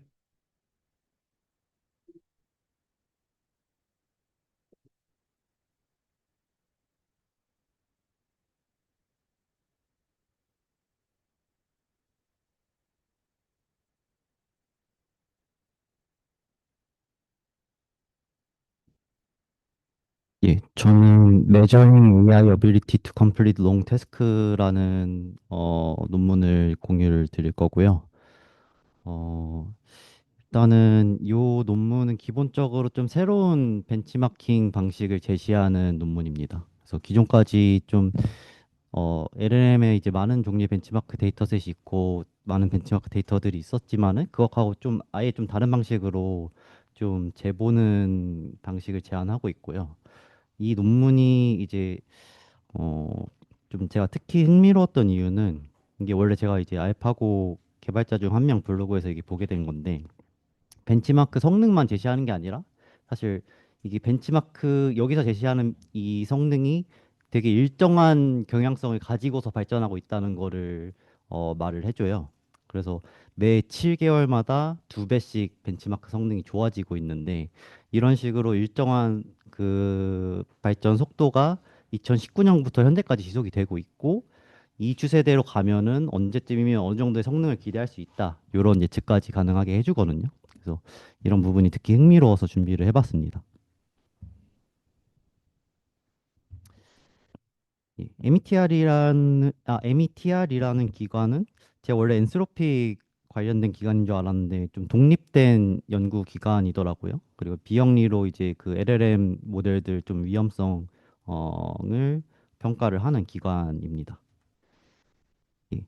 일단은 발표 순서는 일단은 그 이 새로운 벤치마크의 모티베이션을 말씀드릴 거고요. 이 벤치마크에 사용된 데이터들 그리고 평가 방법들에 대해서 말씀드릴 거고, 그리고 세 번째에서는 그 이 논문에서 제시하는 이제 새로운 측정법에 대해서 조금 더 구체적으로 말씀을 드릴 겁니다. 이게 좀 특이한 방법이어가지고 이 부분을 살짝 자세히 설명드릴 거고, 뭐 마지막으로 이게 뭐 어떤 종류의 뭐 추세나 어 발전 속도를 저희가 예측할 수 있는지 좀 공유를 드리고 끝낼 겁니다. 예. 일단은 기존의 LLM 벤치마크 데이터 셋들을 한두 개만 리뷰를 해보겠습니다. 이제 예전부터 많이 썼던 류의 이제 벤치마크 중에 하나가 뭐 MMLU 이런 데이터 셋이 있었죠.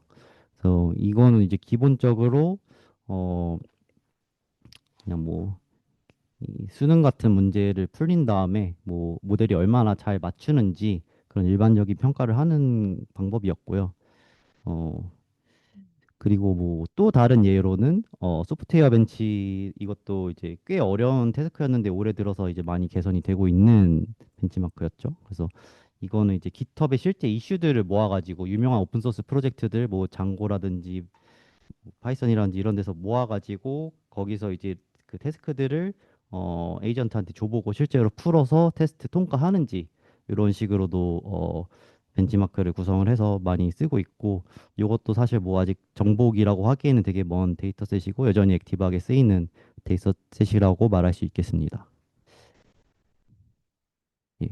근데 이 논문에서 지적하기에는 요 좋은 벤치마크들이긴 하지만은 요것들이 가진 뭐 한계성에 대해서 좀 얘기를 하고 있어요. 그래서 일단은 뭐 실용성이 뭐 떨어진다고 여기서는 주장을 하고 있고, 뭐 첫 번째 뭐 MMLU 데이터셋 같은 경우에는 뭐 그게 뭐 일하는 역량을 보이는 그런 경제적인 어떤 가치를 이게 드러내는 벤치마크는 아니니까 그런 면에서는 그런 의미에서 실용성이 떨어진다고 저자들은 말을 하고 있고, 그리고 이런 벤치마크들은 주로 좀 현재 LLM들이 못하는 거를 위주로 해가지고 목적성을 가지고서 만들어진 벤치마크들이 많거든요. 그래서 너무 그런 못하는 거 위주로 목적성을 가지고 만들어 준 거니까 뭔가 되게 오랜 시간 동안 일반적으로 쓰는 벤치마크로는 부족할 수 있지 않냐, 이런 지적도 하고 있고요. 그리고 어, 이거는 뒤에 설명하면 좀 더 명백해질 것 같은데, 이제 두 개 이상의 이제 뭐 한 벤치마크에서 어 그러니까 한 벤치마크 데이터셋이 다른 벤치마크 데이터셋보다 뭐 몇 배 어려운가 뭐 이런 거를 말하기가 힘들잖아요. 비교를 하고 연관짓기가 힘든데 어 이 논문에서는 그거를 방식을 바꿔가지고 그거 연관 지을 수 있다, 이렇게 좀 제시를 합니다.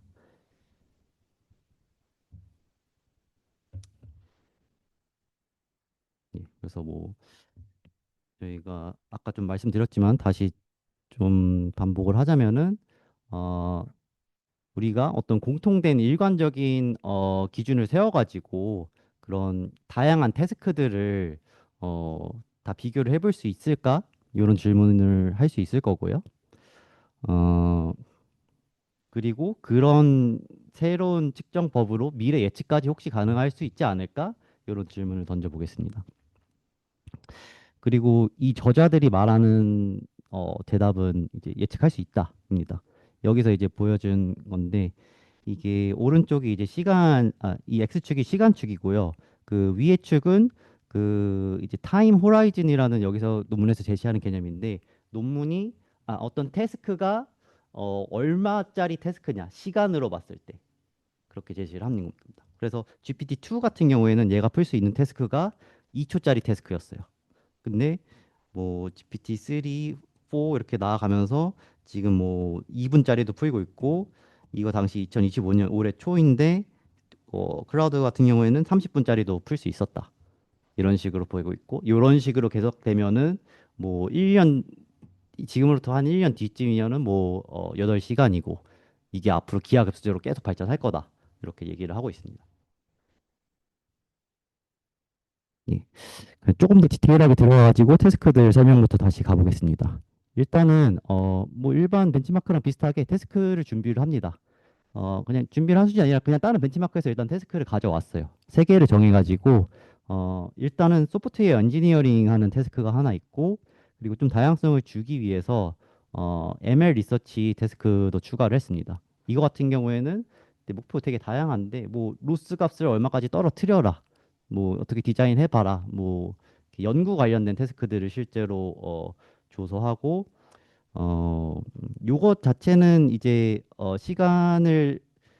시간이 다 일정한 게, 이게 특이한 데이터셋인 게 무조건 이제 8시간짜리 태스크로만 구성이 돼 있거든요. 이 벤치마크는 사람 기준으로 8시간 정도 걸린다라고 알려져 있는 걸로 해가지고 어 그렇게 돼 있고, 어쨌든 이렇게 좀 소프트웨어 엔지니어링이랑 ML 리서치 쪽 태스크들을 모아가지고 좀 전체 태스크 셋을 구성을 했습니다. 그럼 이거를 가지고 이 저자들이 이 MTR에서 수행을 한 게, 이제 일단 사람을 고용을 합니다. 막 외주 사이트 이런 데서 구해가지고 사람들 한 800명 정도 모으고요. 여기서 모아가지고 이 사람들한테 이제 문제를 풀리고, 그리고 그걸 또 모델의 정확도하고 또 연관을 짓는 작업을 하게 됩니다. 그거 좀 더 설명드릴게요. 일단은 사람들 고용한 거는 800명 고용했고, 이 사람들한테 총 2,500시간 정도의 일을 시키게 됩니다. 그리고 그냥 아무나 뽑은 게 아닌 게, 경력이 한 5정 정도 되는 사람들, 그리고 뭐 세계 순위 100위 정도 안에 되는 사람, 대학교 출신들이 많았다고 해요. 뭐 100위 정도면은 뭐 우리나라에는 뭐 몇 개 없죠. 뭐 그런 아주 좀 고학력자들 위주로 이제 이 문제들을 실제로 풀렸고요. 그래서 이 문제들을 풀면서 시간을 다 쟀습니다. 아까 모았던 그 태스크들에 뭐 어떤 태스크는 뭐 10분 걸렸다, 어떤 태스크는 1시간 걸렸다, 어떤 태스크는 8시간 걸렸다, 이렇게 다 쟀고요. 성공한 것만 쟀습니다. 실패한 애들은 시간 안 재고 그냥 다 기각시켰어요. 예. 예, 여기 좀 더 예시가 있는데, 일단 3초짜리 얘는 그냥 사람이 생각했을 때 딱 직관적으로 답이 나올 만한 것들, 뭐 run sh, run text, run py가 있을 때 뭐 여기서 쉘 스크립트가 뭐냐, 요런 게 이제 사람들이 일반적으로 3초 정도 걸리는 태스크고요. 위키피디아 리서치 같은 경우에는 뭐 어떤 위키피디아 주고 여기서 뭐 출생 연도가 언제냐, 자식이 언제냐, 요런 답들 뭐 찾아서 하는 게 사람들이 1분 정도 걸렸다고 해요. 그리고 뭐 파이썬 스크립트 짜가지고 뭐 어떤 두 가지 입력 데이터와 입력 데이터 포맷이고 아웃풋 데이터 포맷이 있을 때, 파일 예시가 있을 때 포맷을 자기가 추측해가지고 컨버터를 만들어 봐라, 뭐 이런 거는 1시간 정도 걸렸다고 하고요. 쿠다로 이제 어떤 트레이딩을 위한 백테스팅 가속화를 해봐라, 가속화 개발을 해봐라, 뭐 그런 거는 8시간이 걸렸다고 합니다. 예. 일단 이렇게 수많은 사람을 통해서 이런 시간에 대한 정보를 수집한 다음에 한 거는, 이거는 그거하고 별개로 그냥 이 모델들을 태스크를 한번 풀려보고 일단은 정확도를 쟀습니다. 그래서 당연하게 이제 최신에 나온 모델일수록 전체 태스크의 정답 확률이 올라가게 됐고요. GPT-2는 이제 전체 중에서 10%도 못 맞춘 반면에 지금 여기 당시 최신 모델은 한 60% 정도 정확도를 가지고 있습니다. 그리고 여기서 사람으로 테스트해서 시간 잰 것하고 모델의 성능과 연관 관계를 분석하기 시작하거든요. 근데 뭐 예상을 어느 정도 하셨을 수 있을 것 같은데, 사람이 오래 걸린 문제일수록 모델이 정확도가 급격하게 낮아졌습니다. 그래서 이게 로가리드믹으로 이렇게 X축 여기도 그려져 있고요. 이거 모델의 전체 평균 정확도를 이렇게 Y축에 제시를 한 거거든요. 그래서 모든 태스크들 이렇게 딱 찍어 봤을 때 시간이 늘수록 확연하게 정확도가 낮아지는 좀 경향성을 보이고 있습니다.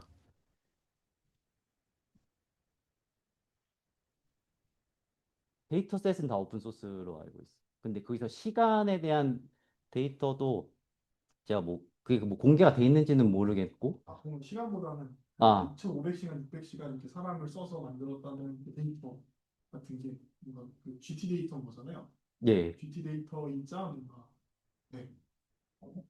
그런 거가 뭐 좀 공개가 돼 있나 모르겠어요. 공개돼 있다는 그 그 사람이 했던 히스토리 같은 거. 그 실제로 어떻게 네. 어떤 식으로 수행한 그런 뭐 네, 뭐 아니면 최종 작업 답안 기록들이요. 최종 답안이라도.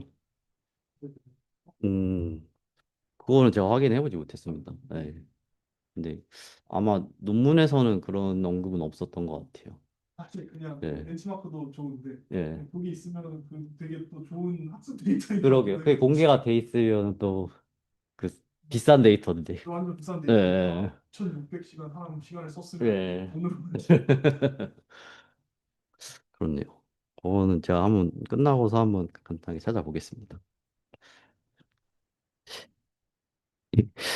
어쨌든 다시 여기서 보면은 시간이 오래 사람이 시간이 오래 걸렸던 태스크일수록 모델이 정확도가 낮아졌고 여기 저자들은 이게 그냥 단순히 선형으로 이 로그 스케일 그래프에서 선형으로 나아지는 게 아니라 이게 좀 시그모이드 함수의 형태를 따른다라고 좀 가설을 세웠습니다.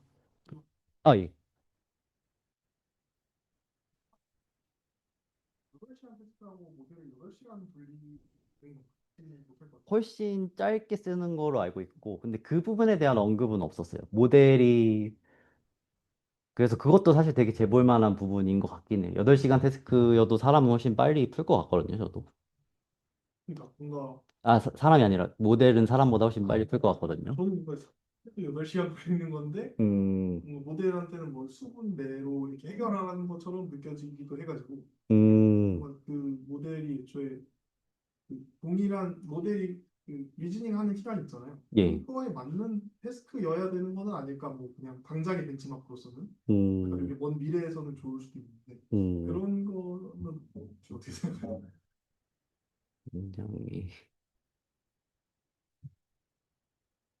한 번 다시 설명해 주시죠. 제가 그러니까 정확히 그냥 예. 태스크가 8시간 사람도 8시간 사람들 걸리는 8시간 걸리네. 태스크를 예, 모델한테 5분 안에 풀어라라고 시킨 거일 수도 있잖아요. 예, 만약에 뭐 GPT-5 같은 거 시켜봤자 뭐 완전 30분 해봤자 30분이니까 예, 걸리니까 그게 좀 애초에 그 맞는 메저일까? 이 음, 벤치마크가 음, 이 모델이 한 8시간 추론을 할 수 있는 모델한테 시켜야 되는 건 아닌가 음, 생각이 해서 또는 그러면 얘가 30분 동안만 문제를 푸는 애면은 음, 사람도 30분 걸리는 문제를 줘야 되는 거 아닌가 음, 그냥 제 생각이긴 했습니다. 지금 이걸 들었을 때 드는 생각.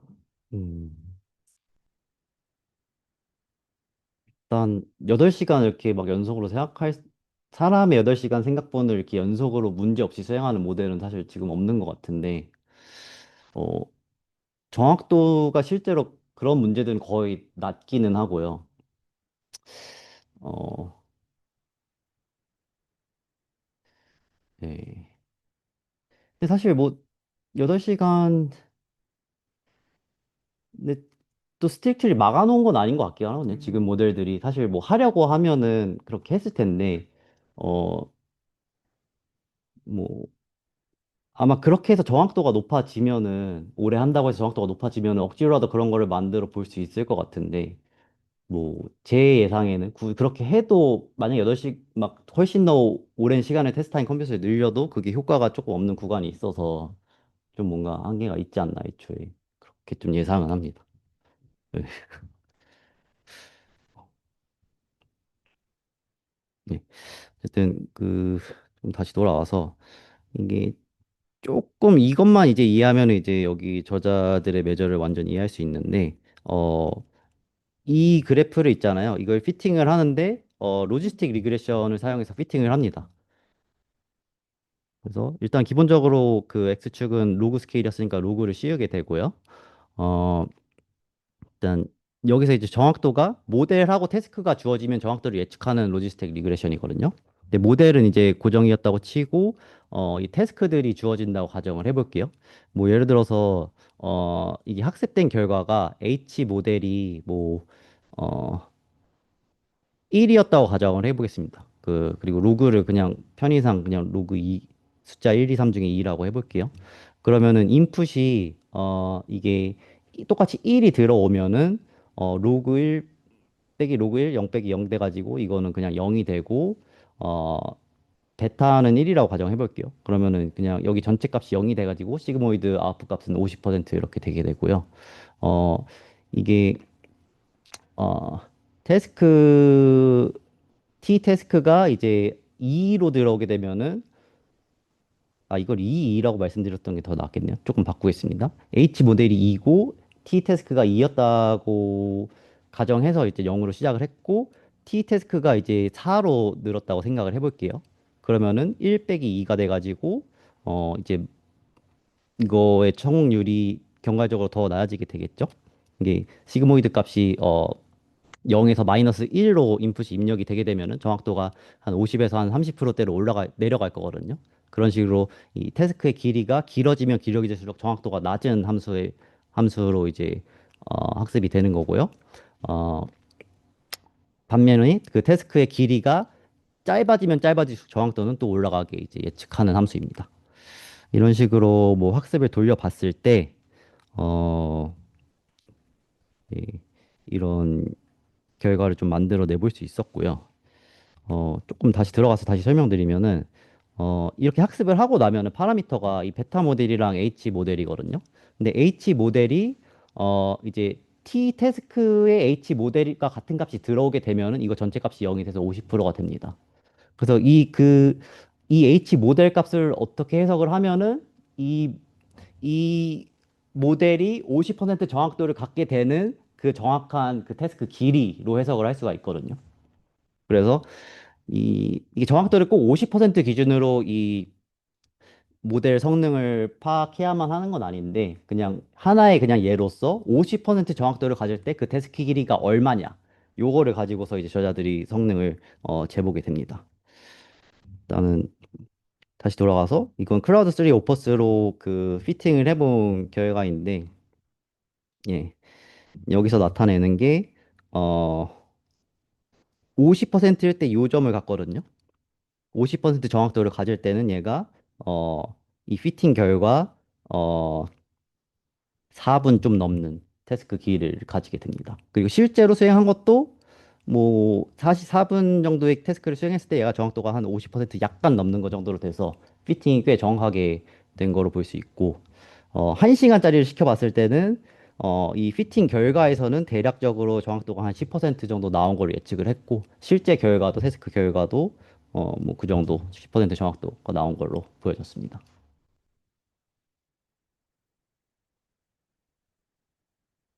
예. 그래서 이거 지표들에 대해서 다 설명을 드렸으니까 이제 다시 이제 처음 그래프로 돌아가 볼게요.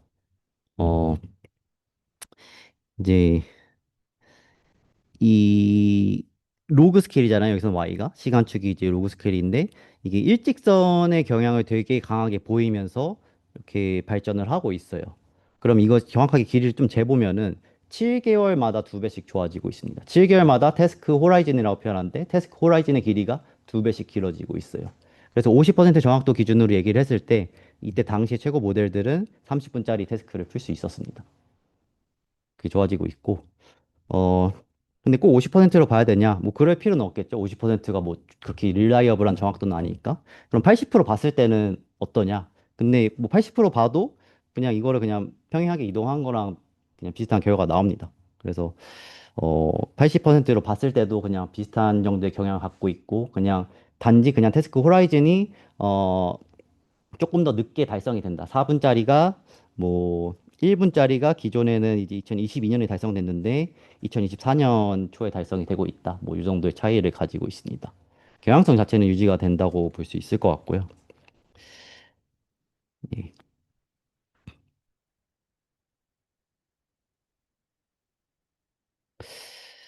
예. 그래서 좀 마지막으로 정리를 하면은 일단은 저희가 여태까지 봤던 태스크들은 뭐 굉장히 유용한 모델들이긴 하지만은 아직까지는 이제 원아워 미만의 태스크들이에요. 50% 정확도 기준으로.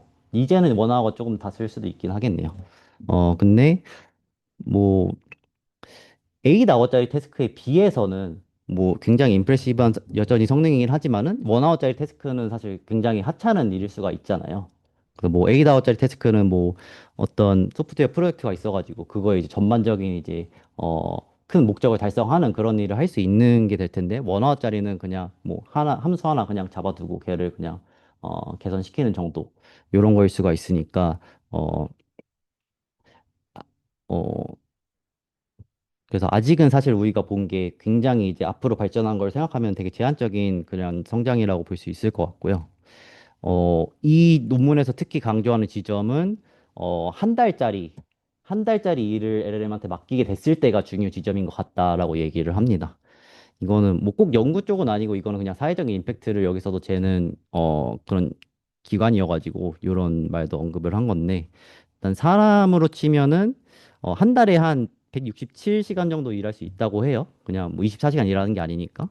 167시간 정도 일하게 어 167시간짜리 태스크들이 뭐가 있냐 사람으로 봤을 때 그러면은 막 어, 일단은 사람을 막 고용해가지고 막 온보딩들을 막 거친 다음에 실제로 되게 쓸모 있는 역할을 하게 되는 게 한 시간, 한 달 정도라고 뭐 볼 수도 있잖아요. 뭐 업무마다 다르겠지만은. 그런 온보딩 시간을 고려하면은 우리는 아직 이런 비슷한 거 LLM한테 시켜보지도 못했겠구나. 근데 이때는 이런 걸 진짜 시켜볼 수 있겠구나. 이렇게 상상을 해볼 수 있을 것 같고요. 어, 또 뭐 이건 또 아예 다른 건데 이제 소설을 쓰는 거에 대해서도 비슷한 거를 또 시켜볼 수 있을 것 같거든요. 이제 소설을 뭐 한 시간짜리 써본다고 뭐 의미 있는 결과물이 나오기는 힘들 거잖아요. 인간 작가를 기준으로는. 근데 소설의 어떤 어, 그런 정확도 같은 거를 잴 수 있다고 가정을 하면은 어떤 특정한 뭐 감동 지수라는 거를 뭐 재가지고 그런 걸 정확도를 측정할 수 있다고 한다면은 167시간 정도의 시간을 투여해서 소설을 쓰게 되면은 꽤 쓸만한 책이 나오지 않을까 이렇게도 상상해 볼 수 있을 것 같습니다. 요거는 얼마나 걸려요? 아까 그 익스트 예, 그 직선상으로 이 저자들이 말하는데 이게 사실 여기서 강조가 하는 게 이게 뭐 800명을 투입해서 이렇게 하기는 했지만은 여전히 이게 신뢰도가 높지는 않다는 완전하진 않다는 점을 주목을 해요. 그래서 어 뭐 조금 어느 정도 마진을 두고서 예측을 하는데 2027년에서 2031년 사이입니다. 그 지점에 50% 정확도로 한 달짜리 일을 맡길 수 있다고 예측을 하고 있고요. 근데 그 평균적으로는 2029년 말이라고 예측을 하고 있습니다. 네. 거기서 또 한 달, 1년, 2년이 더 지나면은 뭐 또 이렇게 두 달짜리, 네 달짜리. 걷잡을 수 없는 뭔가 그런 게 나올 거다라는 점을 좀 경고기도 하고 좀 그 대비를 해라. 잘 써먹어라. 이런 팁이기도 하고 그런 것 같습니다. 네. 그래서 이 기관의 성격 자체가 좀 AI 위험성 경고하는 거니까 뭐 이런 거에 대해서 뭐 핵무기 만들면 안 된다. 이런 것들 요 시점까지는 이런 거에 대해서 대비가 되어야 된다. 이런 걸 좀 강조를 하고 있고요. 저희 뭐 연구자들 입장에서는 뭐 사실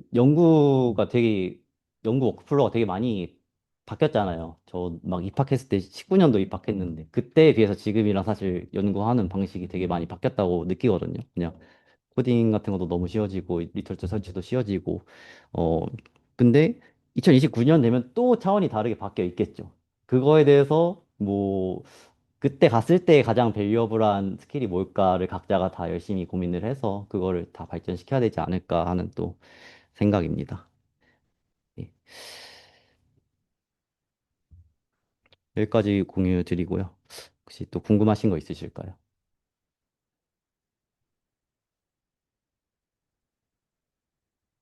그래? 없으시면 여기까지 할까요? 예, 수고 많으셨습니다. 예. 네, 수고하세요. 되게 연구하는데 3달 걸리는데 5년 뒤면은